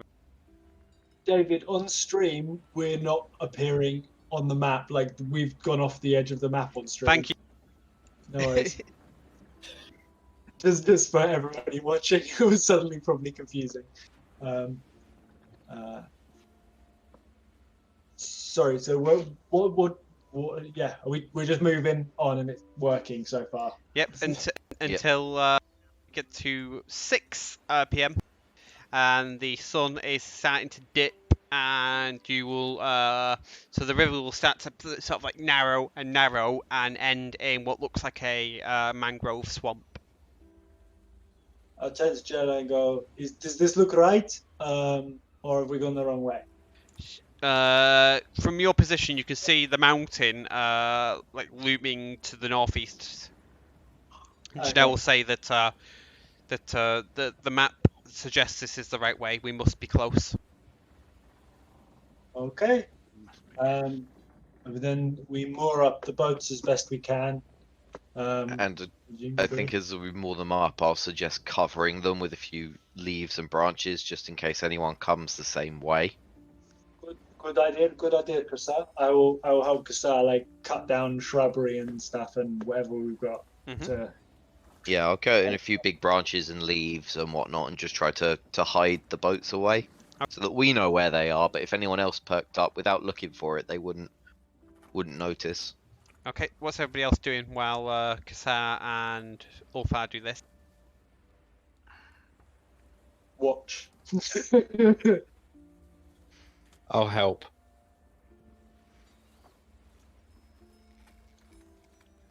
Discussing. Don't want to spend any special time with Janelle. Yeah. No. We're giving you time, man. Like we're being such good wingmen. Long romantic walk in the jungle? No? Okay. Just discussing with Janelle the trip forward to understand what we expect to find. That's all. Why are you privately rolling dice? that's And also Why wouldn't I? looking around the Suspicious. area. Keep an eye out for things. Very suspicious. You're in a jungle. Yep. In fact, let's replace that music with With snakes and With Like sudden spiders. tense action scene music. Yeah, that's exactly what I was thinking, actually. Ooh, fancy. Okay, so you spend some time covering the boats, and you believe they are very well hidden. They're not immediately obvious, which is your intent. What do you do? So So it's like getting late, right? So we need to probably Camp head a little bit inland and out of the swamp, and then think about making a camp somewhere. Agreed. So which direction? Northeast. That's where Northeast, if we can see that way, unless Janelle suggests a better route. At this point, she will say that the map seem to suggest that you would head to the mountain, but it's very difficult to be sure because there's no obvious route. Yeah. Well, let's head towards the mountain then. You spend an hour hacking through the jungle. And hidden dice are rolled. I don't like this. I don't like this at all. Remember, if I'm with them, jungle should be not too bad. Yeah. Because Kasar, might I Wizards make the suggestion that you are paying extra attention for us being followed by big Hydra cat possible things? Ulfar would be oblivious, but you wouldn't. so yeah, we shouldn't be slowed by the jungle, and we shouldn't become lost unless by magical means, and we should remain alert to danger. Oh, okay, cool. Okay. Well, it's like it's not slow, but it's slow. Like there's no path through the jungle. It is dense. It is humid. It is buzzing with insects. It is difficult. Yeah. Yeah. Just says difficult terrain doesn't slow your group's travel. Yeah. That's the only text it Okay. has. Presumably, yeah, we get to a Yeah, an hour of travelling in, and we Yeah, set so up camp in the first place that we think of as best. Well, it looks like we're at the base or coming up to the base of the mountain. Is that yeah, right? so you at the moment you're still in the jungle. Kasar, you're leading, aren't you? Presumably. Absolutely. Make a Jungle survival boy. check. Oh, you're finally good at these now. 26. Nice. As you're walking forward, you will notice that there are lots of little like rocky outcroppings that look a bit like ant hills in front of you, and seem to be sort of positioned. Now you've seen them and you sort of look out, you can see them sort of like covering the ground in front of you, sort of spaced out to be around like say between 5 and like 30 feet from the next one, and they look a Yeah. bit like anthill / termite mines. You know, like that sort of like rocky, Like Big rocky muddy, pylon yeah. type thing. Okay.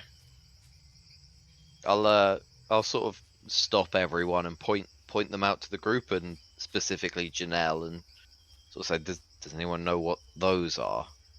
I've not seen these types of growings before. Janelle will say that she doesn't know what they are. The journal didn't mention them. What kind of check do you want off us, David, to see if we know what they are? Well, it depends on what you're trying to determine about it, I suppose. Remind me the description again. Rocky, muddy, anthill, termite hill type things, probably about 5 meters in diameter, spaced out of like several dozen of them, spaced out across like say several hundred feet in front of you. Okay. What sort of creature would make them, and the danger level of said creature? Nature check. I knew you were going to say that. 6. You think they might be anthills? It's just anthills, guys. Let's just go. Can I see a way past them, or do they sort of extend into the Can we distance? go around them? They seem to extend into the distance, and what that means is like this entire hex is covered in them. Okay. Can we go Say around to the them? group, we may wish to skirt around this area, as I don't think whatever's hiding in there potentially is not good, especially if we wish to sleep unmolested. Okay. I don't like molestation. But maybe Kratel wants to with Janelle. But yeah, sure. Let's go around. Always. Right. Okay, She wanted so to find out what they were. Okay, never mind. go and do that. I assumed the group had made a decision. No, I'll watch them walk off as I think about the idea, and then I'll just follow them. Okay, so as you start to retrace your steps, you will hear a rumbling, and as you turn over your shoulder to look, you'll see that these anthills erupt with plumes of lava that spurt up out of the ground 60 feet into the air, splashing the entire area surrounding them in hot molten rock. Yay, fumeries. I'll turn to the rest of the guys and say, not what I expected, but good thing we didn't walk into them. Yeah, that is not ants. I've got enough burn scars to last me a lifetime. Oh, you want some more? You wear No. the bones. Yes, you do. Okay, so you backtrack and decide which way to go next. Up and left, Yeah. shall we? Yeah, trying to go around the Northwest hex. Yeah. I don't it. like these rolls. Stop it. I really don't like these rolls. Played a game of Blockbuster. It's a bit, isn't it? Yeah. Okay. As you enter the next heck, it starts to get dark, and the sun starts to set quite rapidly. Do we notice anything in it of the sort of lava mounds I'm subsided? not in this area. Okay. Did we find a sort of relatively sensible place for us to set up a camp? Yeah. Has Yeah. anybody got a torch? Okay. Yeah, then I guess we set up camp and Set up the fortify as best camp we there, I can. suppose. Yeah. Unless anyone else has any good ideas or wants to crack on for a bit. Kratel? I don't mind. I'm still able to continue if we need to. I can always create light if we need it. No need for that. And also pulls out his maul that he's not got out for ages. That's been in his pack. Put that away. The last time you pulled that out, So as you uncover your maul, you are absolutely swarmed with little biting insects. I wrap it up. I gotta wrap it up and put it back in my bag.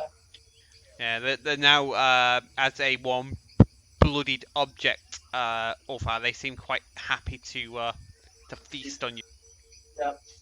It doesn't cause you any damage, but it's like monster mosquitoes. Yeah, I'm just swatting and swearing and I go, yeah, let's set up camp. I don't want to play this game at night. Fucking insects.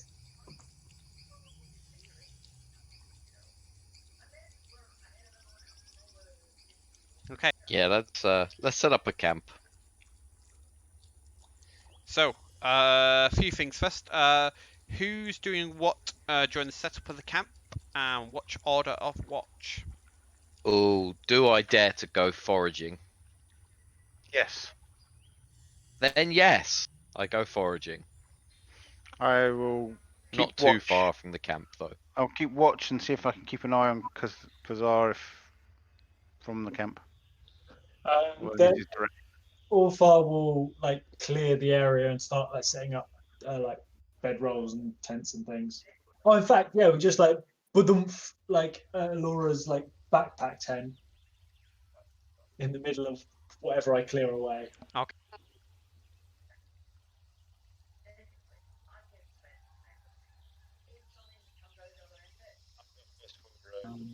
watch.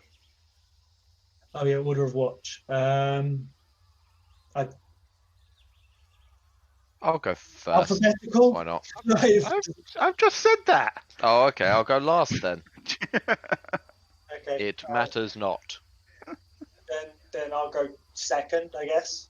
It's generally better if I go either closer to sunset or sunrise, because at least there might be a little bit of light. Yeah, that's cool. Yeah, we'll obviously set up a fire in camp but away from us, and that it's not causing us bug problems. Yeah, so Duvar, me, Cluck, Kratel, Kassar, everyone? Yeah, it's fine. There you go, David. Okay, so a survival check from you first of all, Kassar. Yeah.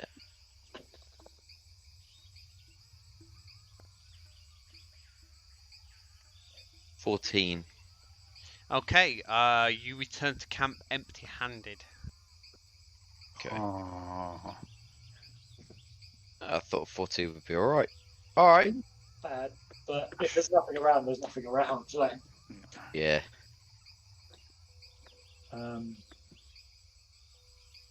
How is everybody doing for rations, etc.? Janelle will explain that she's got enough for another couple of days. Everybody else? Yeah, I'm fine. Yeah, I've got 13. Okay. My just so you know, my god has graced me with the ability to create food and water from nothingness. So if you run out, let me know. Okay, I suppose we sit down and Bed down Yes. for the night. yeah. Yeah. Let's have some perception check. Ooh, no. Eek. Come on, big money. Well, beginning and end went well. Cluck doesn't like the night shift. Nope. Oh god, I do not like the hidden dice. I'm not a fan, David. Can you do it somewhere where I don't have to see it, please? No, it's great because you can just hear me. It's like, oh, he's rolling dice. Why is he rolling dice? Well, there must be something there. I'm like, I might just be doing it for the fun of it. I wouldn't put it past you at all. But I thought when we got to play online, I wouldn't have to deal with this GM screen bullshit where we just roll dice just to fuck with us. He's found a way. So the knight rolls in.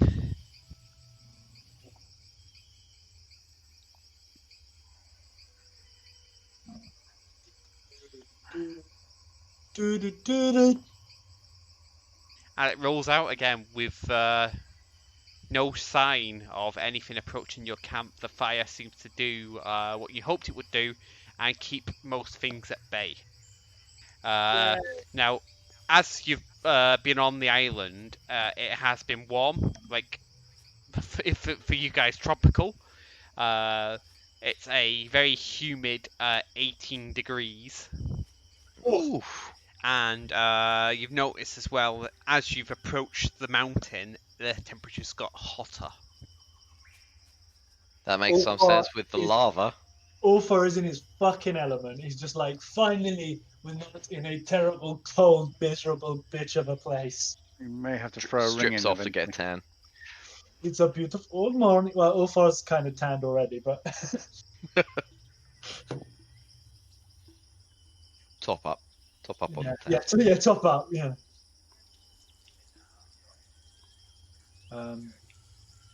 I guess we pack up and northeast again. Yeah. Towards the mountain.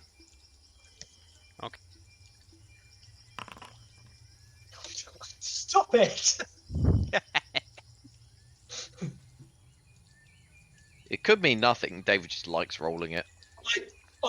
I wouldn't believe it was anything else other than to wind me up. Like at this point. Okay, you started to climb for the last 20 minutes of travel before the jungle canopy finally recedes back to reveal a tall mountain of hard black reflective stone stretching skywards in front of you. Huge pillars of obsidian rise from its uneven ascent, like black claws reaching to the thick clouds overhead that hang like smoke, obscuring the sun. It already feels 20 degrees hotter here than in the jungle. This place is like hell on earth. Dun, dun, dun. The obsidian that's lying around, is there any loose bits that look quite good, interesting or good? Yeah. Maybe, some nice pieces of obsidian. Winter is coming. Might need some, yeah. So it's a mountain of glass. Yeah.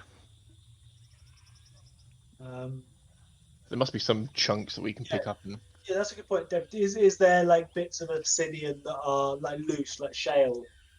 Yes, from the sort of like frequent lava eruptions, there is bits of hardened obsidian and glass sort of scattered around the sort of the ascent.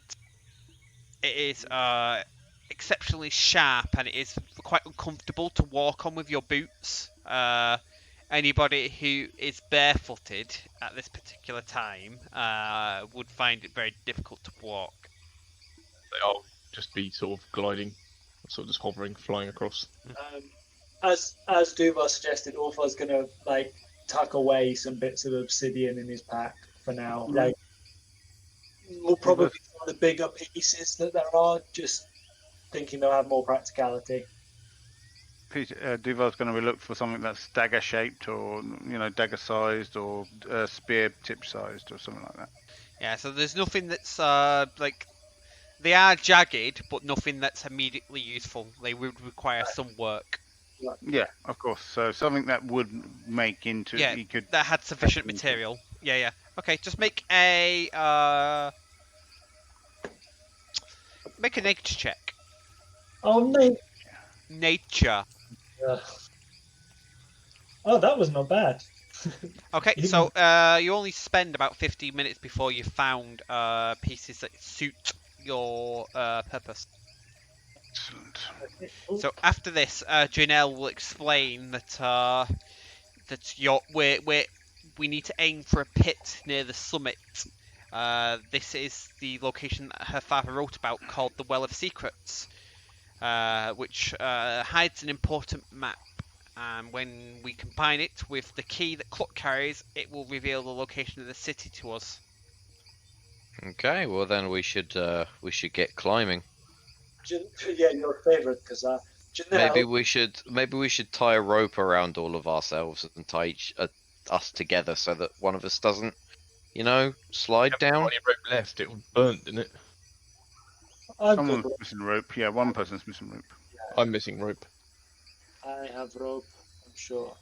Yeah, now the mountain's it's steep, but it's like climbable on foot. You're not like climbing with your hands and feet. You're like it's a uncomfortable uphill walk. Okay. This Well, side we'll- of the mountain seems to be quite like it's an easier ascent, and that's what Janelle will explain to you. In that case, forget everything I said. Yeah. Before I say to Janelle, you say a hole at the top of the mountain. Do you mean like the hole that's in the top of a volcano? She will shake her head and say that the pit we're looking for is near the summit, but it's not on the summit itself. Okay. All right, let's go, guys. You finally get to feel some desert weather. We're gonna need a stick to put the coin on, and then wait for the sun to get in the right location. Or Indy Jones Yeah. style. Is anyone scared of snakes? No. Ugh. All right. It would be fine if I couldn't hear the noise. The noise is the most aggravating thing. You just roll on for the next Yeah, I know. um, It doesn't make me any less on it. hexagon. I am rolling for the next. And you've not moved the token, and that worries me. Ooh, why is that? Oh, blue. You find the Stargate. Blue's good. Blue's friendly. It's nice. A little bit cold sometimes. It's not red. Blue's not red. Red's danger. Red's Slightly danger. egg-shaped. Yeah, it is slightly egg-shaped as well, so it's not exactly. Oh, you son of a bitch! Oh, I remember this from playing MMOs. You avoid it. Okay, so as you climb up the mountain, you see a false summit, and ahead of you, a immense lake of hot lava blocks your way. Unless you find a way to cross it, you will be forced to go around it, which will add several miles to your journey. No, Do we see any go around obvious way go around it. to cross it? a tiny rock walkway by any chance? No. Okay. Any ideas, guys, other than walking around the lava pit? Let's see. Do we want to walk across the burning lake of lava or walk around it? None of us really have the stuff necessary to do it. You could actually, Ulfa, you could try casting your creating a little sleet storm thing over it to try and harden it. That doesn't sound like a great idea. It would I'm going to take be too honest. long and still be hot. Yes, and also cold things going into hot things make things explode. Because I don't know that. Luckily, Duvar does. Also, we're looking Right. to go. It lasts a minute. The only thing I suggest is people with wings who carry people that don't. I don't think They can't carry anyone. No, we're too heavy to carry. That's and them doing a ferrying across anyway would take longer than us walking around, I would imagine. Maybe. I would have thought so. No, I've still got my other enlarge, reduce my potion. That makes me Yeah, I don't large want again. to waste that on a ferry. Is actually that's a fair point. Can Kratel enlarge Cluck, and then we can get ferried over. 2 at a time. But okay, David, in that plan, if Clark could ferry 2 people across at a time, would that be quicker than all of us going all the way round? What's your flight speed, Clock? 88 miles an hour. 50 feet. 100 feet every 6 seconds. 1,000 feet a minute. Pretty That'll be quick. a minute. He could take us to the top of the mountain. The lava lake is about a mile and a half across. It would be 8 minutes each way. So 60 minutes per leg. So, I can't keep him enlarged for that long. No. How long can you keep him enlarged for? 3 minutes. Yeah. Just flying across and then I suggest Icarus. Kazar goes first. Yeah. No, we all want to try turtle soup. Okay, yeah, so It'll be overcooked. we come to this, yeah, we Still better than anything I can cook. we climb around, and Kratel probably holds Janelle's hand the whole way. Okay.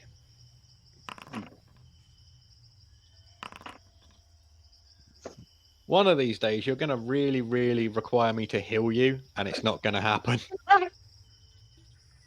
Yes, and that day I will die, and I will die laughing. Again. Yes, yes. Okay. You finish your ascent, and you arrive at what Janelle will say. First of all, she'll say, "This is it. This is the place." And ahead of you, like a black stab wound, a pit 30 feet wide in diameter and several hundred feet deep lies before you. Shards of sharp obsidian glass surround its edge like black teeth in the maw of some wicked gargantuan worm. My God. Yeah, after that description, the hidden rolls are even more bothering me. We're climbing down into the mouth of a sandworm, boys. Yeah. Shai Halut! It's an obsidian worm. I hope we're not climbing down into a Shai. Shai Halut! We wouldn't have to climb down. He'll come up to us. He's called a big one. Just tap on the ground a couple of times. So are we done? Are we done with the Dune jokes? No, it is the legend. I love it. I love it. Oh, I need to rewatch that movie. If it looks as sharp as we think, is there any way that? So how deep was it again? Several hundred feet deep. It disappears into a black gloom below you. You cannot fathom the depth. Well- Light a torch and drop it. What a waste of a torch. No, it probably is. We can pick it up at the bottom. but no, but it's classic D&D. Yeah, let's totally do it. Yeah. What happened? Okay, you light a torch and toss it in. It falls and falls, and after a few seconds, you will hear a muffled thud as it hits the floor and goes out. You gathered from the torch the pit is at least 200 feet deep. As it fell, you could see reflected in the torchlight, like shards of glass jutting out from the walls. I mean, I don't particularly like the look of climbing down there. Is there any way we can avoid that? No, 200 feet. If we think it's about 200 feet, would the cluck bus work?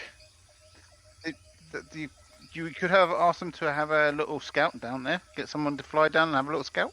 Yeah, Cluck. Do you wanna jump down there and actually just there might be stuff down there. So if you can I'll pick up the torch on your way back as well. David, casually glide. that we saw things like jutting out from the side, Hmm. like something resembling like a natural geological like rudimentary stair by any chance? No, No. I, one can hope. no, it looks like a geode. Okay, so this would be really problematic to climb down. Looking at it, Uh, being like probably obsidian- for Kassar, given his history. Okay. Um, I'm thinking of trying to ride the clock bus. From when you were like picking up shards of obsidian before, you did find them to be exceptionally sharp. yeah. Mm-hmm. How much rope do we have left, guys? I've got 50 feet. We must have all got 50 feet. At least 4 of us, at least. Let's Yeah, have a I've look. still got some. Okay, so it's you, me, and Dubar. Clark and Kassar, do you have any rope? No, No. I put it in the 10 point. It all got Yeah. incinerated. I do have some, though. I don't think climbing down. The words "lots of obsidian, exceptionally sharp," and then Yep. throwing a rope into it. Rope. Yeah, I agree. Like, have any of you seen a climbing movie? Yeah. Yeah, no, I think you might be right. The clock bus might be the smartest choice. I genuinely easiest thing we could do, I think, is cluck bus it. Is there no other thing, other entrance that I don't think we saw any other way down, did we, David? You can't see another way down, and Janelle will tell you if you ask her that her father's journal didn't mention any other way into this place. doesn't Okay. mention how he got down? It will say that the Kratel herald is there. He doesn't explain how he got there. I would suggest if we're going to use the clock bus, that me and Kratel are the first to be dropped down. We're probably if there is something down there, we're probably more likely to survive on our own than others for a time. We're better at being hit. More than happy for you to take the risk. As long as that's okay with you, Kratel. How far down is it? 200 feet. 200 feet. Oh, I got this shit. Okay. You can fly down. Want to share with the class? He's got wings. So you're just going to fly yourself. I got better than that. I'm part sorcerer. Explain. You've got saucer? Have you got slow fall? Is this what we're about to find out Yeah. after 5 minutes of conversation? Okay, what does this do? Up to 5. There's 6 of us. One Cluck can has fly. wings. Yeah. You have wings. He has wings, I mean. Yeah. Both have Yeah, wings. but it's not the point. Okay. We're gonna feather fall it, I guess. Like. Yeah. Okay. Okay, you cast Featherfall, and Janelle will need some convincing, but with your help, she will be brave enough to take the leap into the well. Her boyfriend is telling her. She's on board. I don't cast it on Alpha. Yeah, that's what I meant to say. I was going to ask, are you going to make him roll to see how well he casts it? Are you seriously going to kill me? Just remembering the falling city. Now that was before I was a sorcerer, and it was Okay. from an attempt at like casting it from a book. Yeah. Oh, I pick up my torch. Or the torch.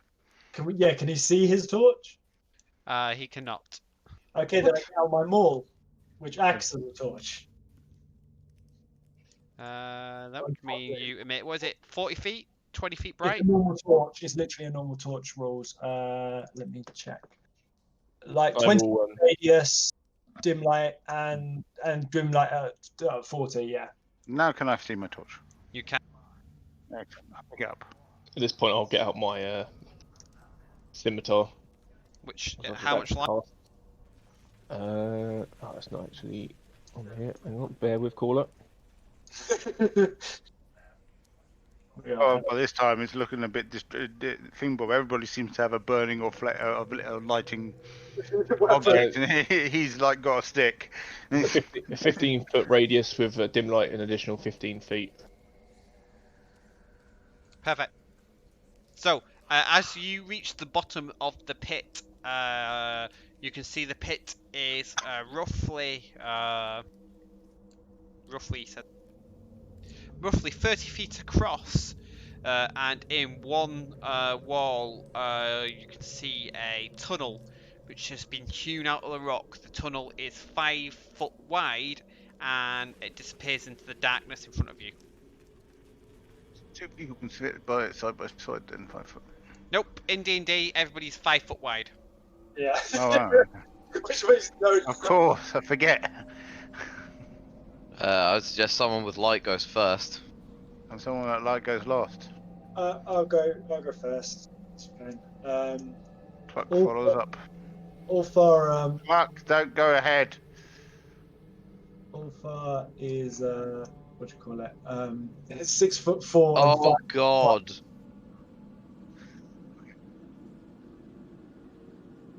Okay. This is just a nightmare for moving characters. Oh, what's this? So, you proceed down the hallway. At the end of the hallway, there is a door.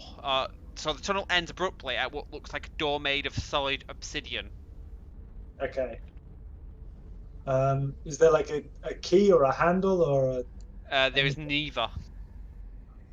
Janelle, there's a door! How do I open the door? Knock on the door. Does your rig know how to open the lock? Ulfar, knock on the door. There is no response. Okay. Janelle, how do I open the door? I'm out of ideas. The journal mentioned nothing of a door. Come and have a look at the door. Is there any signs or symbols on the door? No. Can I inspect the door? Can we push it? Can I push the door? Yeah. Yeah. You can't like, push the door. You could push Ulfar into the door. Can I push Yeah. Ulfar into the door? Last time we spent 20 minutes examining a door, and it turned out it just pulled open. Can I pull? Yeah. Okay, we try opening the door in any like the normal conceivable Pushing or way. pulling. Okay. As Ulfar's looking at the door, I push him. Okay.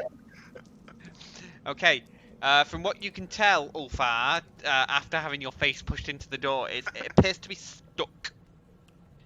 Stuck. Like there's a little bit of give, but it won't quite go. Yeah. It's Harder, not been push harder. opened for several hundred years. Push harder. I'm gonna try I and- push Ulfar hider.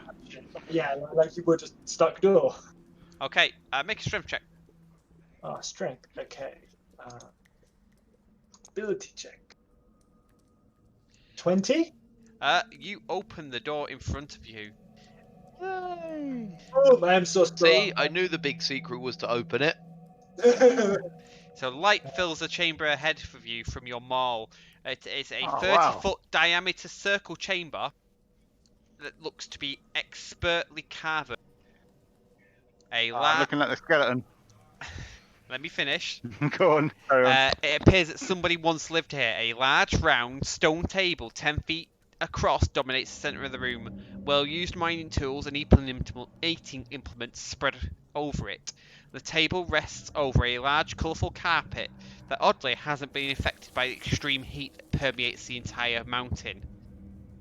At the southern end of the room, a map of Akil hangs on the wall. 2 shields rest underneath it, a warm wooden shield and a shield made of what looks to be shimmering feathers. Finally, sitting against the wall opposite the map, sits a skeleton wearing brightly coloured armour, but unlike anything you've ever seen. The skeleton's skull is elongated like a bird, with 2 huge eye sockets. Through its vacant eye sockets, the skeleton stares across the room at the map. One of its bony hands is stretched out in front of it. I take a look at the feather shield. Children, I'm looking at the skeleton. so Janelle will say, this must have been Brother Rain. Her father's diary mentioned that Rain was the last cultural herald to ever leave the frozen jungle. Rain fled to the Obsidian Mountain and built his home here in the Well of Secrets. Ooh. Brother So, Rain. David, will I recognise the skeleton as being a Ara Cochrane? Make a will I medicine check, Cluck. Can I also make that check to see if I know that to be the truth? You can, but you're looking at the shield, I believe. No, I'm letting Kratel look at it. Like, Okay. Ulfar, once please. So Ulfar, you're not sure. It definitely has some bird-like appearances. Cluck, you are certain it is a Ara Cochrane. Because you know your own physiology, and he looks how you imagine your bones look underneath. He's never seen his own bones. Yeah, but you just know, right? Do you? Poke Yeah, yourself, and you're like, I'm sure yeah, he's that seen a mirror. corresponds. Yeah. I've got a bone where that's got a bone. Yeah, but some bones are missing. I would like to take a look at the map if everyone else is doing everything else. I will sort of say that this is he's clearly an Ara Cochrane, one of my kind, and I will look. David, Raise that, and I'll go have a look at the map. David, the non-feathery shield just looks like your run-of-the-mill wooden shield. Yes. Just from a cursory glance. Okay. No worries. So yeah, as you walk over to the map, Janelle will also approach it and says, "This is Ackle. It's immediately obvious." Take the map. Yeah, take the map and stash it away. The map is fixed to the wall. Would you like to remove it? Can we get Jorvik to make a copy of it? Yeah, I was going to say, show it to Jorvik so he can make a copy he can show us back later.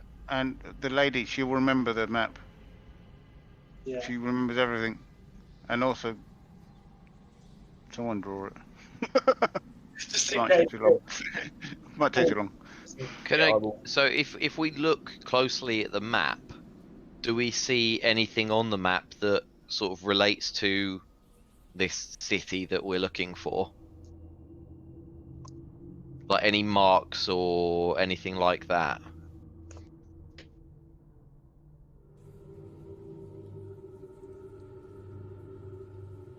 Hello? So sorry, I'm just getting it up now. So the map looks like.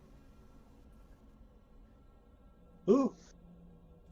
Okay, so it doesn't actually tell us where anything is. It's just a map of the island. Geography. Yeah, and Okay. Janelle explained that this must be how the island looked in Brother Rain's day, because it's a frozen, like inhospitable island now, not lush and green. Okay. Can I go around and light the torches on the wall? Yeah, we get a Jorvik copy.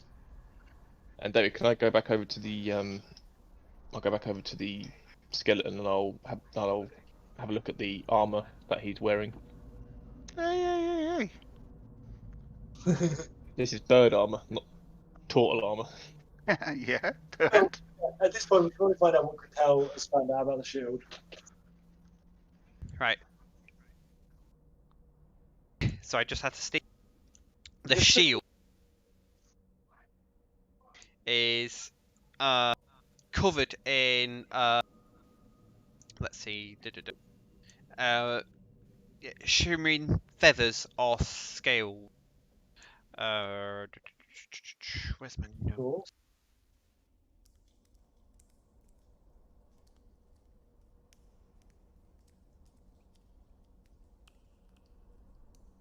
So it is appears to be the interior seems to be made of wood, and it's covered in feathers.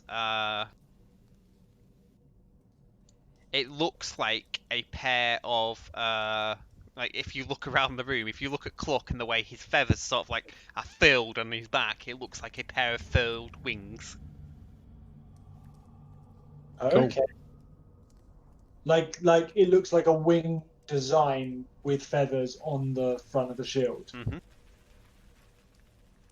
Yeah, the way the feathers are like embedded into the shield make it look like a pair of furled wings.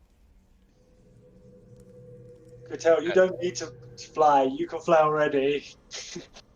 So the armor that the Dead Arrow Cochrane is wearing appears to be made out of scales.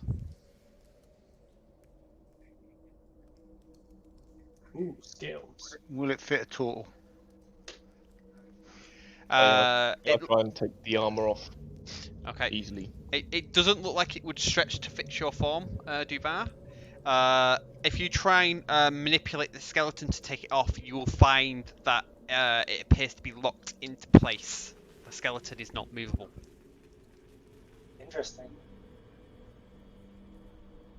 Have a look at the carpet. You said it seems to resist heat. I'd like, like to understand that a bit more. I would also point out that some of my strength, this skeleton is immovable. I'm gonna lean over Kratel's shoulder, looking at the shield, and see if I can sense anything special about it, like magical or religious, really. Anything that denotes is anything other than silly looking. Yeah, okay. So Duvar, perception check from you. Ulfa, Arcana check from you, if I gather what you're trying to say. Yeah, that's probably the best. I Although I would need two. So Ulfa, you get a feeling of something from the shield, although you're not sure what. Duvar, from the rug, apart from it being cooler to the touch than the floor, you don't really get any other information from that. Okay. Out of curiosity, if I needed to, does it look to me that I could take a chunk of it? Oof. To rip it.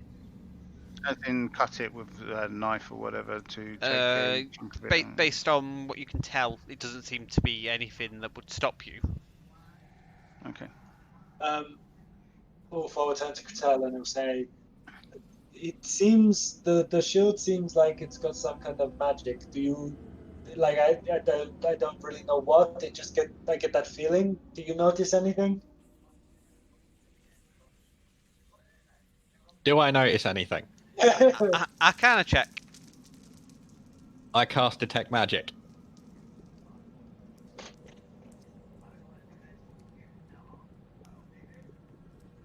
Okay, 30 feet from you. It's like pretty much just everywhere inside this room, then, isn't it? Yep. So you detect magic in the shield, the armor, the skeleton, and the carpet. I step off the carpet. I will let everybody know that there is a magic aura on the shield, the carpet, the skeleton, and the armor. Can I, at that point, take a look at the carpet then, and I'll pull the table off of it? So, David, am I able to pick the shield up? It's not the rug, the carpet, I thought. Can I pick the feathery shield up? I've already got it in my hands because I was looking at it. I'll say, can I take it for a second? Yeah. So does anything happen when I take hold of the shield? Is it No. like Arrow Cochrane activated? Okay, and I will walk over and put it in the skeleton's hands. Okay. Which hand? The outstretched hand, or? Yeah, I'll put it in the outstretched hand first off. Nothing happens. Okay, and then I'll switch it to the other hand. Nothing happens. Okay. The outstretched hand, he's looking for something. Is there any? Can we have a good look around the room, see if we can find any notes, any paperwork, anything that might give us an idea of any last will and testament, that kind of thing? So on the table, there is what appears to be a diary of sorts. What language is Pull it? the table over to one side for now, off Yeah. of the carpet. The table is exceptionally heavy. You wouldn't you can't move it alone. Okay. I'll help if I see Kasar trying. I'll help him try and move it. Oh yeah, if I can't move it by myself, I'll ask someone for help just to move the table off of the rug. Do we want to move anything at the moment? If we now think this is a puzzle. We're moving it now. Ulfar is pushing table or pulling table, whichever. Yeah, push the table out of the way. Push it down to like the Duvar bottom is left. face-palming. Seems like another. Seems like good enough room. What, Well, do you we want might to- find something. You never know. It seems like something's. If there's You something might magic set about the off rug, something. we might find something. So let's have a look at least. So Yeah, you're trying to lift the table. yeah. We're trying Yeah, to we're gonna push the table down to the bottom left, Okay. off of the rug. Okay. So you lift the table. All of you Sorry. together. No, I don't help. Okay. Who's I- moving the table? Me, If they Ulfar, need and help, anyone I'll else? help. Yes. Kratel and Ulfar as Okay. of right. Yep. So the four of you together can move it. Duvar, as you pick up the diary on the table, it sort of crumbles with age.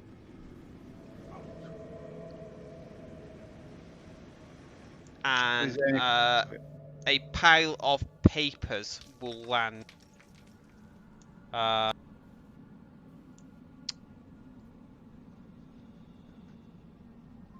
Like on the floor, I guess. Okay. Oh, have Janelle look at them before they crumble. I'll say, Yeah. well, I will have a look. Do I recognise them in being in a the Aarakocran language? They seem to be written in common. Mhm. Ooh, Ooh, what happened? There's papers. Oh, they're the papers. Mm. Okay. Yeah. Sorry, I had my character sheet over the papers, so I didn't see anything. What the world? Fire detectors there were calm at this. I can't move the papers. Stand by.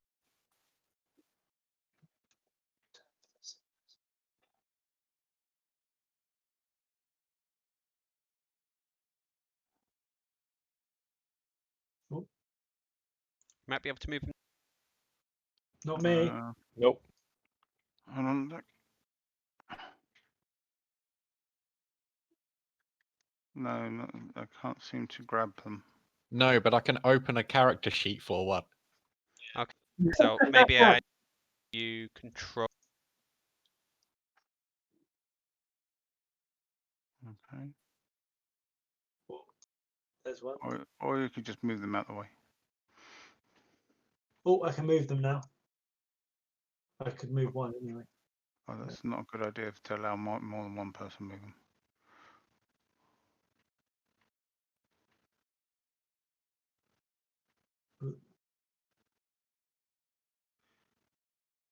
Sorry, there's a lot of these.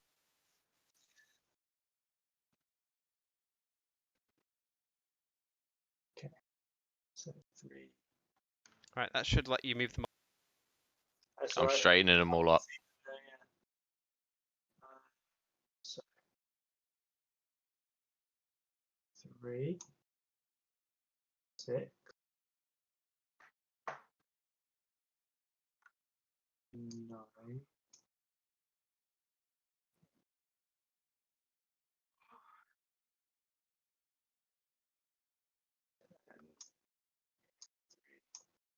I'm just putting them in order as best I can, guys. 12, 3, Um, 12. We've got pages 3, Yeah, 4, 9, 13. I think you. 20, 13. 22. I think you That need one to next. Hold on, that one's not. Yeah. Then it's that one. Then that one. Can you stop? Then that one. I think you need to look at the edges, not the words on the sheet.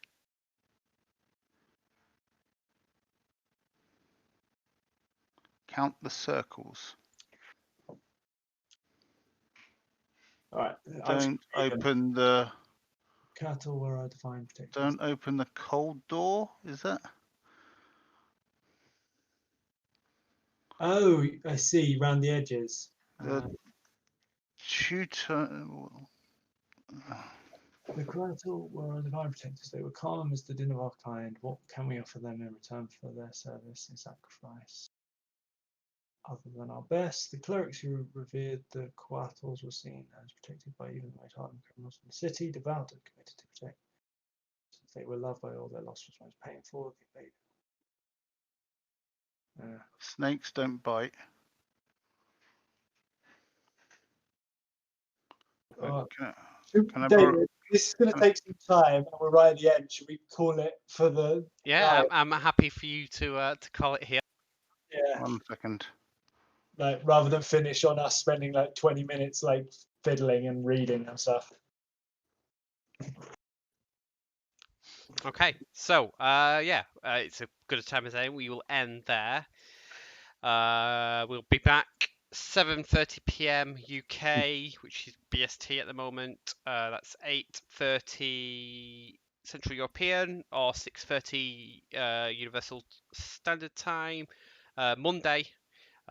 We'd like to see you there. It's been a really good session. We've had a few people join us tonight, which has been really good to see.